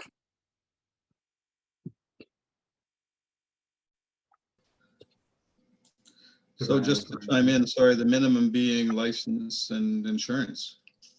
If it was, yeah, just license number and insurance or anything along that line, and you didn't necessarily need to, I don't know if there was some way that maybe it could be just, do you have valid insurance? And then you have to show it at the gate. So that way they're maybe not concerned about their insurance number being online in some sort of centralized hub, if that would work. But again, just as minimal as possible. I know a lot of people were concerned over that. Let's hear for Councillor Figan and then Amy after. Thank you, Chair. Okay, so the other question or concern that was raised last year, and it's one that's always a problem with any car show that I've been involved in, is the guys deciding that this isn't for me, so I'm going to pack up and leave. And we've got crowds, and I'm not going to be able to stop a big freaking Lincoln from moving. I tried, it didn't work. Is there ways that, and maybe this is something that we can direct to staff? Unfortunately, we can't control these car guys. There are going to be some that will say, nope, I'm leaving right now. And rather than having them drive through the crowds, if we maybe allocate a way that they can drive up to that middle road in Fiddle Park and then off to the southern end and then out the gate that way on the road, would be a heck of a lot safer than trying to allow this old guy plowing through a crowd and potentially running over ridiculous amounts of people. Is that if I could, one way that we ended up discussing to potentially avoid that or mitigate that risk was shortening the car show by an hour. I know a lot of the classic car guys ended up leaving. The majority of the people leaving ended up being the classic car guys by the end. There were still definitely a couple of the other groups that were still leaving.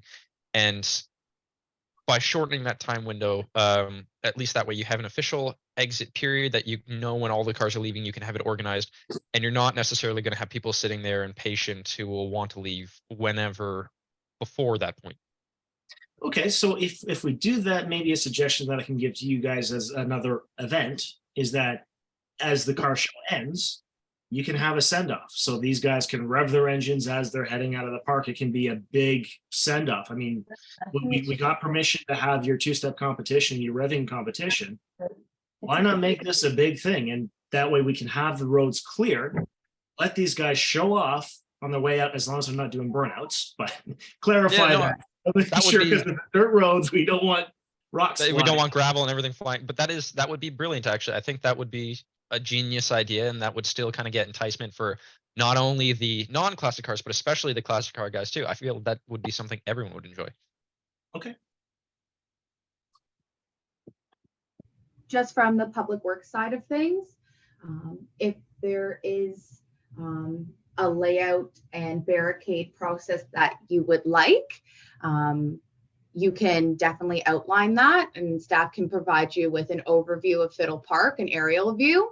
And if you outline what you're hoping for, Public Works can see what's possible in terms of barricades and other resources that we have. But without a set plan that the committee wants in terms of where activities are, where you want barricades, where you want lanes open, Public Works can't set anything up if they don't know what your site plan is. Absolutely. Definitely, as Councillor Fegan said about the middle road, it was very, very vital last year. It seemed to be very useful that a lot of the cars could access it and leave. And it was definitely something that people knew when they were around that road, they could kind of keep an eye out should anything occur. So even if we end up still having a couple slip through, as I expect will always occur, at least that way, more of a common sense thing, people will be a little bit more aware being around that road of their surrounding. We also want to try and work around your layout that you guys may have ahead of time, because being a car show, it's not like we have to kind of keep a whole bunch of tents together. We can kind of lay out really long, thin lines, or we can do just one big square over in a certain location. So if we even have to do kind of oblong shapes or L shapes to kind of fit around what you guys have, we can easily do that. So I think once you guys get a general idea of the layout you're looking for, we can try and work from you there on where you think the cars should go. We also do probably have an aerial view from last year, so I think we should be fine on that front. Let's hear it from Amy.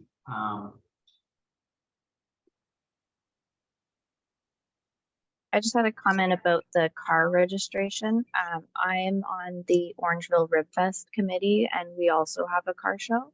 And we don't require car registrations.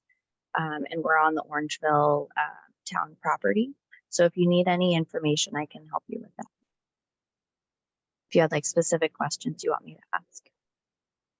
That's great, you guys. Definitely great. So my understanding, my gathering from Brandon and I think's conversation is basically they want us to provide some sort of a layout, so on. And brilliant idea, Council Fegan, about exiting on a rural note on a Canada Day. It's actually, yes, definitely that's something that everyone would look forward for that as well. Now, should we, and this is just my thought on that as well, should we leave Brandon and Ethnic to design that what kind of setup they would want to do it, so that way we work on what we need to work on it and let them present us what they want or how they wanted to do it or present their car. So that's what my question is, and I'm gonna hear from Mr. Fegan first, and then we'll go on to that. Well, what I would suggest, and if the committee is okay, and if Brendan and Aidan would like it, why don't we set ourselves up as a subcommittee, and I'll help you guys out. I can be a liaison to this committee here, and you guys and I can meet whenever, however, we can all discuss and work in the background and make sure that we're working alongside and getting things organized for this committee, so that it sort of takes the stress off of this committee, puts it back on us. But I mean, I'll have the inside from this committee, but I'll also have the inside from you guys, so we can certainly work together to get that organized. Two things I might add. One, I wanted to give you guys a general update on where we are currently. In discussing sponsors, I know Aidan had mentioned that he worked at Toyota. We might have a potential that if they end up having one of Toyota's new performance model cars in, we might be able to get them to display that. And it seems that the owner showed interest in that scenario. So that might be a very interesting thing as well. If we could have people walk around, sit down, it would not only be great advertisement for whatever car companies decide to show up, but it would definitely be something that may pique interest for people to come and explore as well. The second thing I wanted to add was, I know you guys were discussing budget earlier. I know last year I don't think we took anything out of your budget at all. We were very, very grateful to have a couple of donations from even a couple of council members towards prizes and putting that towards attracting people. I think in terms of finances or anything this year, again, shouldn't be any cost of that. We typically go to a scrapyard and ask for donations for trophies, or just kind of see if people are willing to give whatever for free. So if you have any concerns for finances at all, I swear we should be okay. Thank you very much, Brendan, for that side of relief, I would say. And I'd like to take an opportunity for Councillor Figgins' offer on table, working on the subcommittee, working with Brandon and Ethnic on creating this moment for us. So Alison, just walk me through it. If there's any motion that we require to form a subcommittee in this matter, and if so, the motion would read like, if you can help me with that, please. Sure, we would just need a motion to be resolved that, and then name the individuals. So far I would have Councillor Kyle Fegan. Apologies if I say your name wrong, Brandon Geiger. And It's Geiger. sorry, Geiger. No, it's okay. Aidan Hermans. And then if anybody else, if you wanted to appoint anybody else, but that's what I have in my notes so far, be appointed to a 2023 car show subcommittee. If anyone or if anyone is interested in joining that committee, this is the last chance, guys. We'll be taking that name down. Anyone? Crystal is there, and I would say mine would go towards Amy being that pro in that area as well. So my thinking is Amy, but again, it's up to individual to speak up and put their name forward.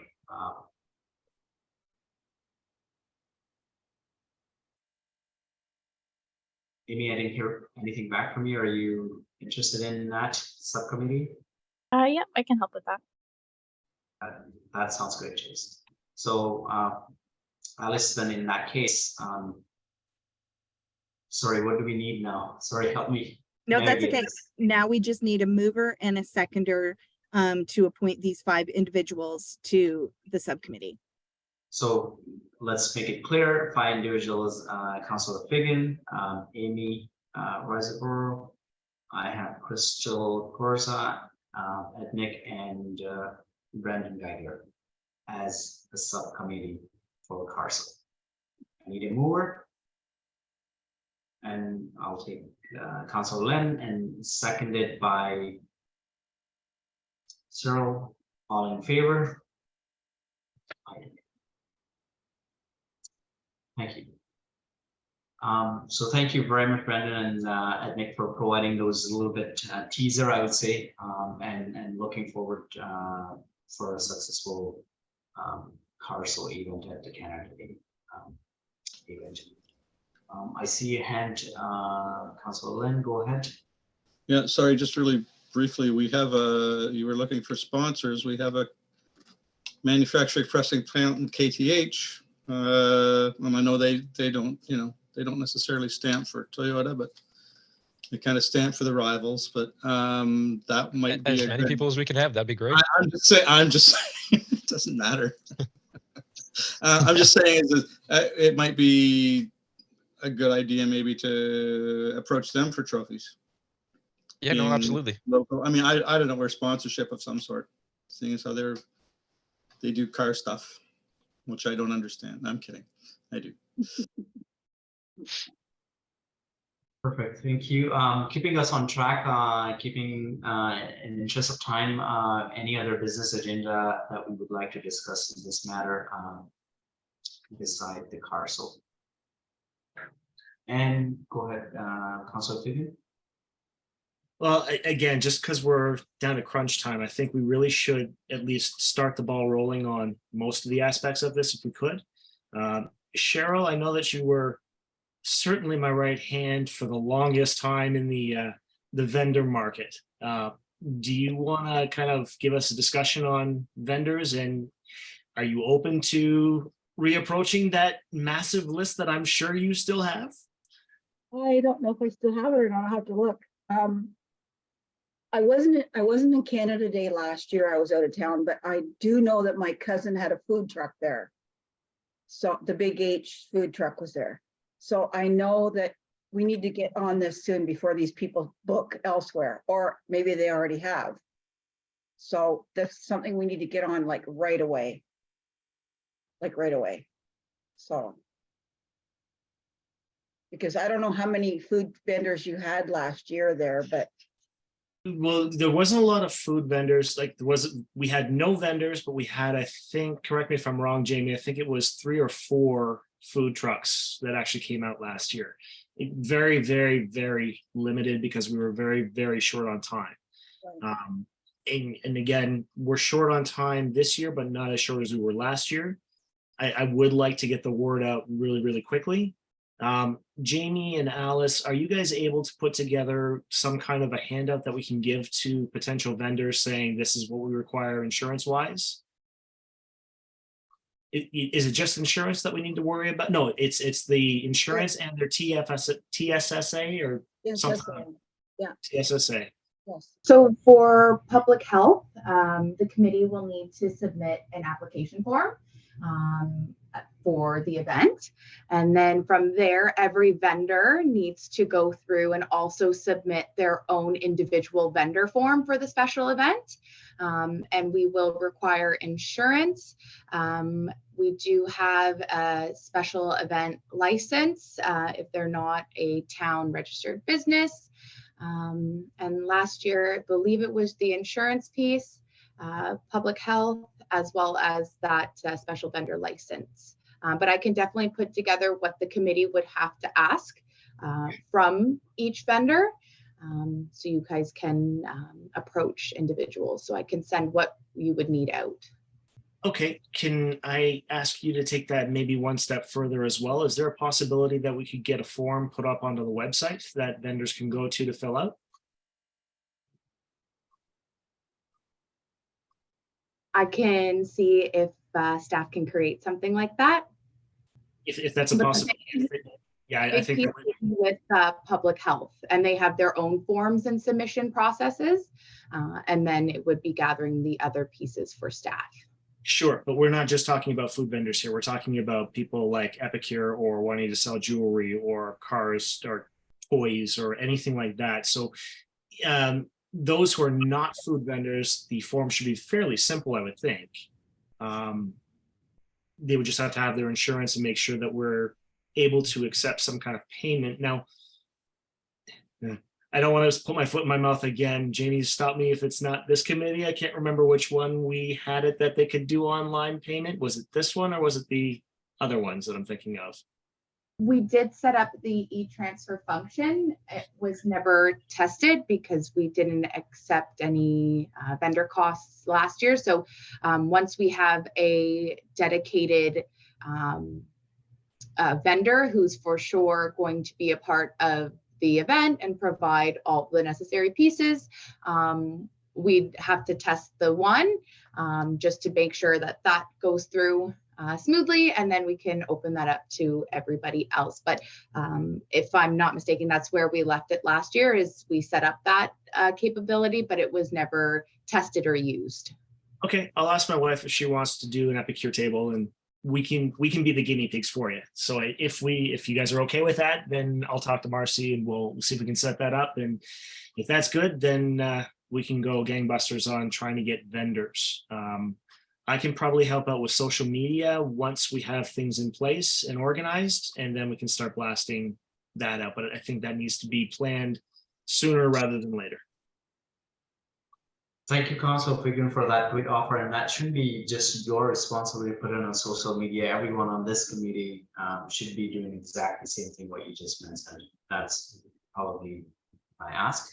And I actually, I don't know if I overheard or Council Lynn had some question, I guess, and when we go to Brendan. No, I just was going to comment that I needed my nails done, so I'm glad that we're going to get the Epicure. Hopefully get the Epicure booth in, that's all. Brendan? We just wanted to see if we could ask the vendor price for people setting up booths. I'm assuming same as last year, which I believe was $100, or will it be different this year? In the past, we found that $100 worked well. If we go above that, then you start getting hesitation. If you go below that, you're not making money. So it's in order to keep it self-sufficient, $100 seems to be a magic number. Perfect. So at least that way now we have a number that we can go discuss with people, and once everything gets sorted out, we can always go back and then give them the actual sheet to sign up. But now we at least have a number we can throw out to them. And then I'd like to hear from Cyril. Go ahead, sir. So in regards to, because it wasn't a Canada Day last year, did you have a measurement for the area for the vendors, or is it just a certain, how did you work that for Canada Day? Because I know Kyle, we did Street Fest and we had a measurement. Yeah, so essentially the booths that we're selling, for lack of a better term, is 10-foot booths. So you still have a 10 by 10 square space. And once we know how many vendors we have, we can then organize where the car's going to go, where the vendor's going to go, block off the spaces, because we'll have actual dimensions to go by.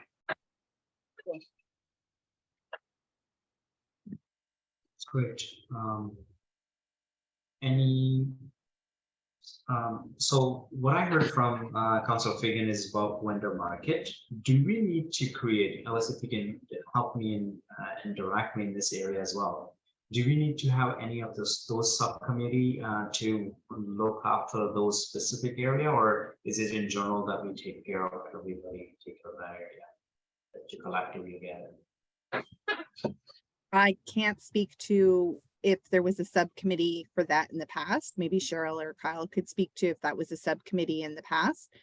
I could see the benefit to both. There was no subcommittee in the past. It was just discussed at each of the meetings. I could certainly see that having a subcommittee could be beneficial, but again, it may be separating things too much.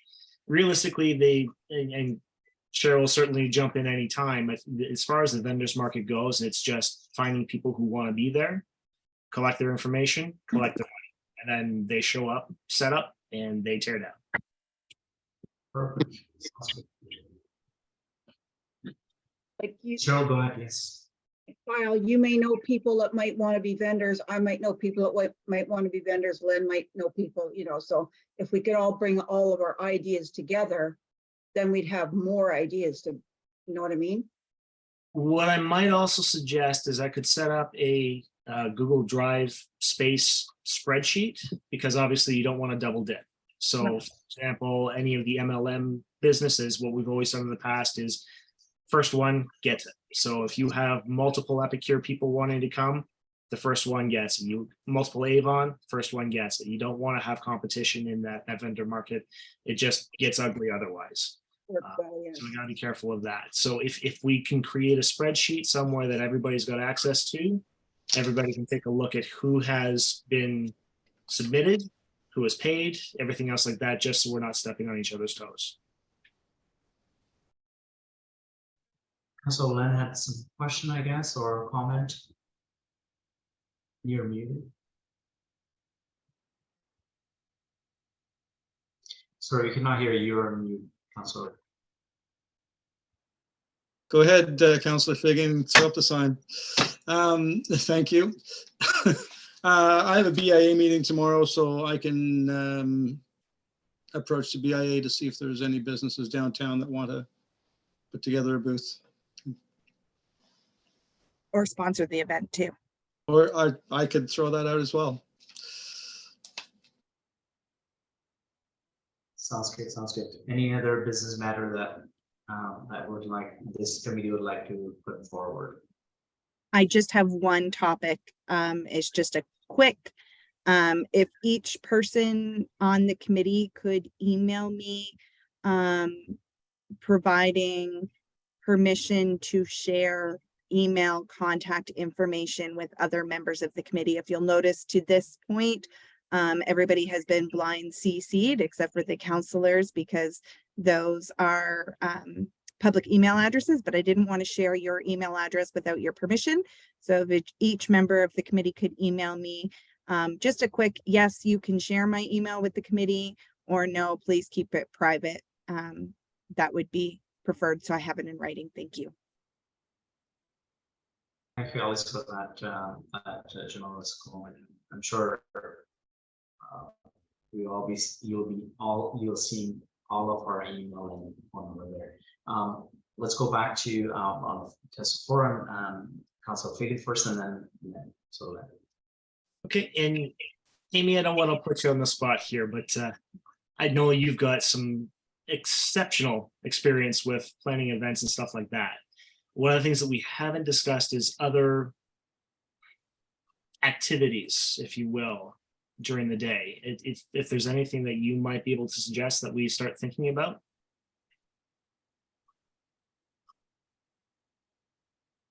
So some of the bigger things that we do at RibFest is we have like a midway. It's something like that's kind of a big thing to do. You would need a big space, and a lot of them are already booked up.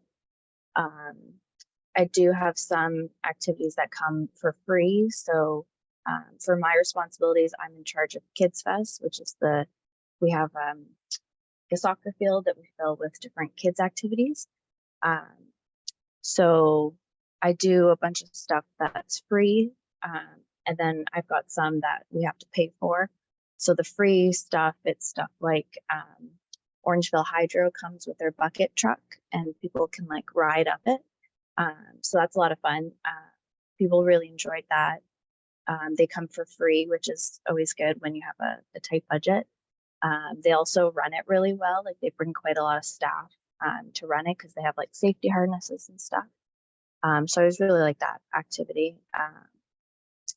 We also have like the Orangeville Library and the Early On Center come and set up areas to do activities for the kids.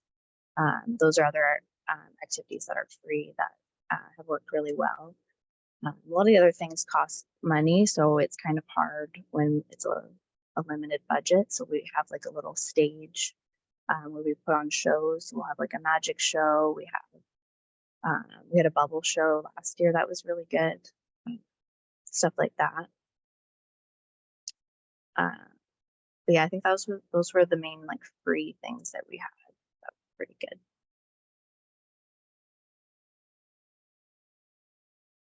But we have a lot of food vendors, so it's a rib fest. So we've got, I want to say, I think 6 ribbers, and then a bunch of food trucks, and then we also have a vendor market, and we also have the car show. So it's pretty similar setup.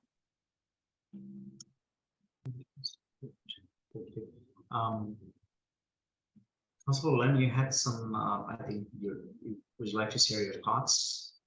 You had something else? Yeah, I was just wondering in terms of fire department truck, maybe they could come out and do a display. I don't know if the OPP and the tuners would mix, but they might come out and consider putting out a booth. I don't want to. Probably the one day in the entire year that I can say they will, but Just saying.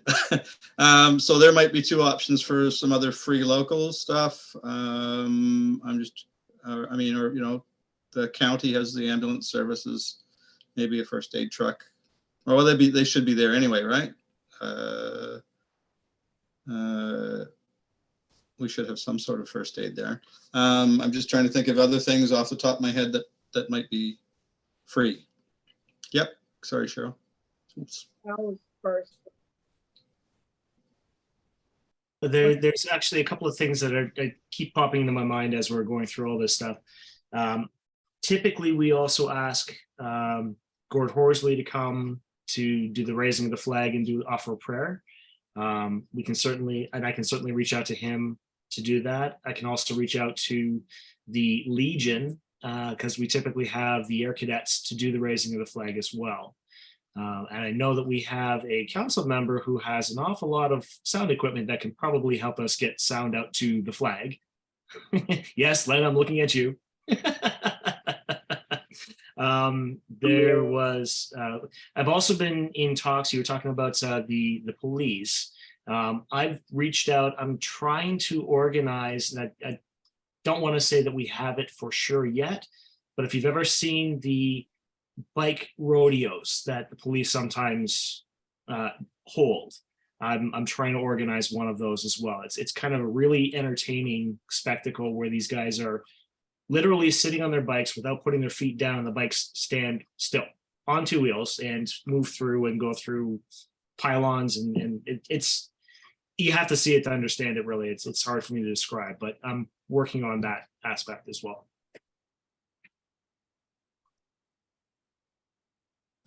Just a quick question with regard to sound. Sorry, Cheryl, go ahead. What about the radio station? Did they participate last year? Q1, like Country 105? I don't remember if they were involved or not. Jamie or Alice, do you remember? I don't think they I were. don't recall seeing them on site that while I was there.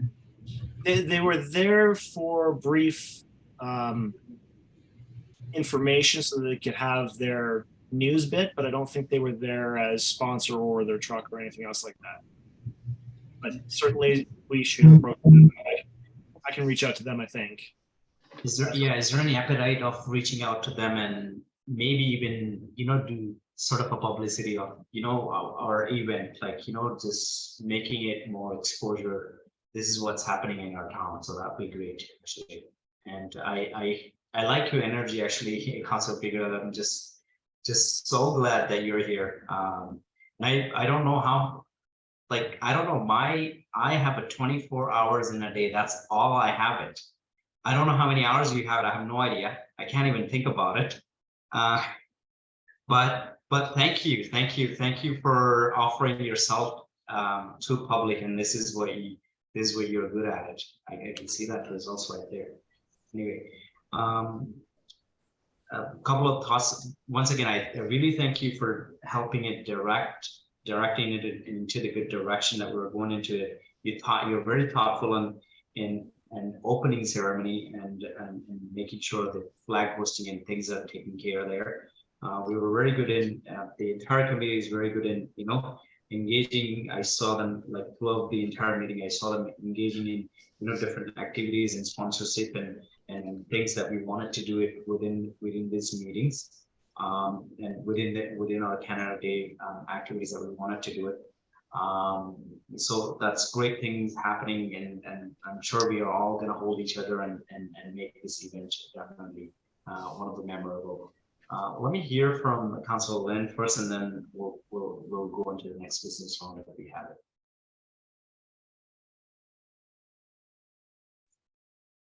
You're on mute, sorry. Thank you, Councillor Figan. Did we have a band last year? I'm just kind of trying to recall what happened. There were so many cars. I was kind of out at that section. Was there some? I can't remember if we did or not. I think we did. We did have a band. That's right. Yes, we had. Yeah. You were the one who brought them. It was. Nope. Wasn't me. It wasn't you. Wasn't me. Brian of the committee had got us in touch with South Creek Band. So last year, in terms of programming, everything was more segmented in terms of how the activities ran. So we had car show and some vendors. Vendors did stay, but then we transitioned into the band set. Then when that was finished, the fireworks display went off. So one of the comments from the wrap up that we had was that there wasn't enough to keep folks there throughout the day.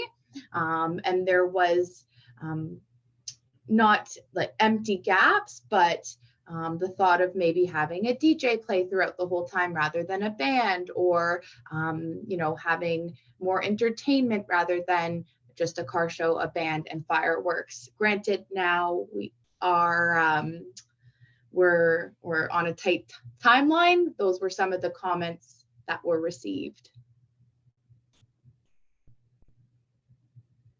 Thank you, Jamie, for briefing us with that wrap-up notes. Great. I'd like to hear from Brandon and then Adnan. Well, I will let Aiden. I know what he's going to say, but I'm definitely going to let him go first because he actually had his hand up before me. I actually have a friend who does DJing. So if we want a DJ, I can reach out to him and ask him if he would be interested. I can ask him his rates. He might honestly just do it for free because he was there last year directing the cars into the parking spots. So I can absolutely reach out to him if we want a DJ. He's got all the gear and equipment. All we got to do is just let him know. Free sounds good to me, to be honest with you. But anyway, thank you very much for that initiative. Brandon.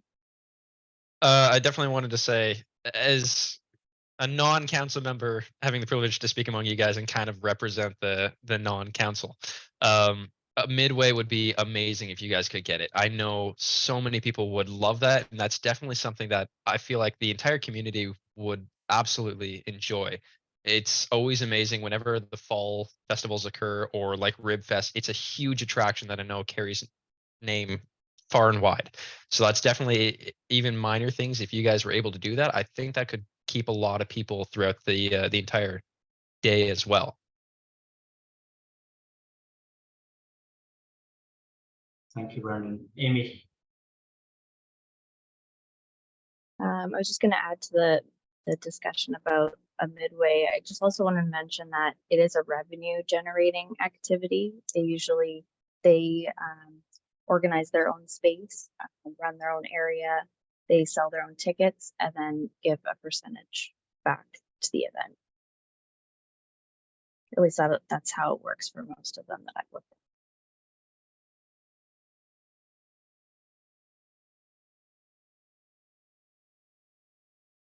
And Councilor Fegan, go ahead. So if I've never been in part of organizing an event that had a midway, Amy, so maybe you can help me here. It's always a revenue generator. It never operates at a loss. All the ones that I've done, there isn't really an opportunity for it to run at a loss because they control their own costs and everything. They collect the revenue and just give you a percentage. I say that, but there's also other ones that work kind of the opposite, where you pay for them and then you do the ticket sales. That one is when it's run like that, then that is where it can run into a loss. But all the ones that I've dealt with run it the other way, where they take care of everything and then just give you a percentage of the sales. I like that. I like that as well. That's a great time. Amy, so you have, sorry, do you have contacts that you can reach out to, Amy, to find out if we could pull that off? Yep. Because I think that would thank you, be. thank you, Councilor Fegan. Yeah, that's exactly what my next question was going to be. Is there any contact person? So A lot of them book up and they do the same events every year. So having it be Canada Day might be challenging, but I can.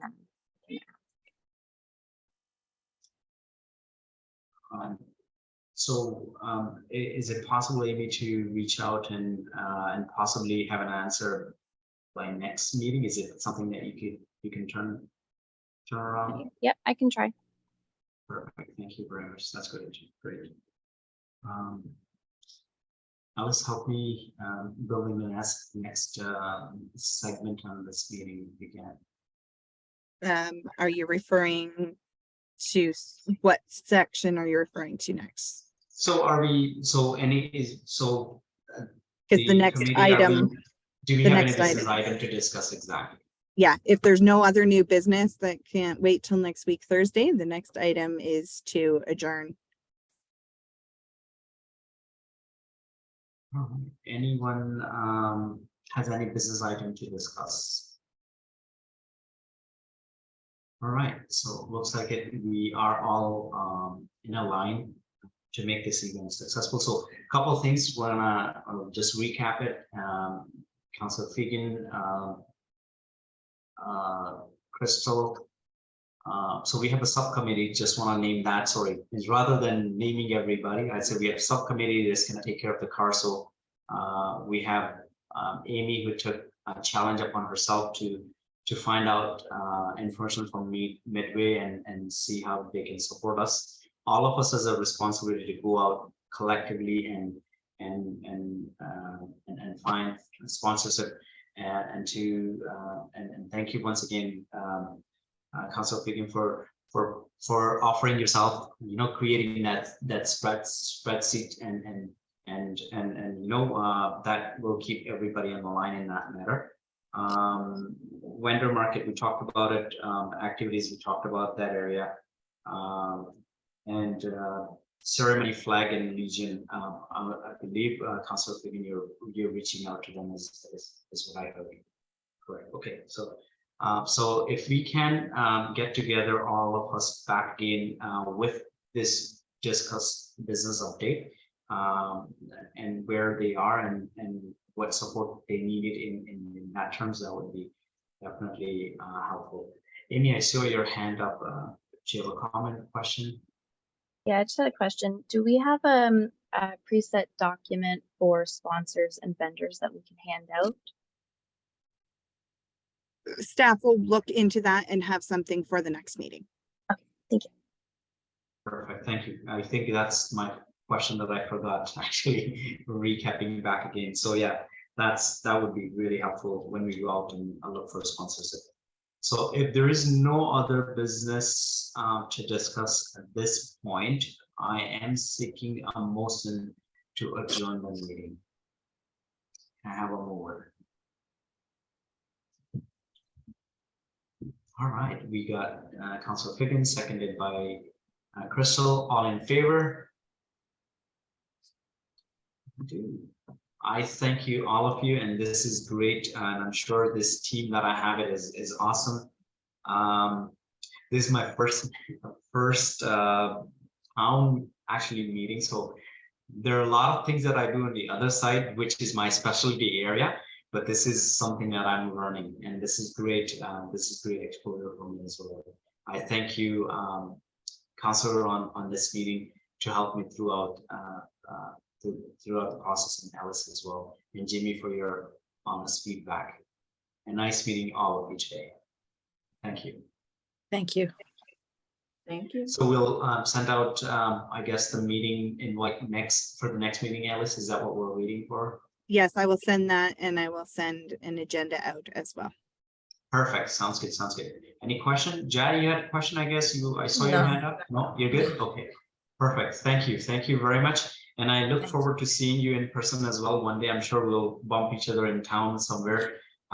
So just be in touch. And as Alice has asked earlier, just the last piece that I'd like to iterate more is if you are okay to share your information such as email address and phone number, please reach out to Alice, send her an email with your information into it, and just give that consent if you feel comfortable doing so.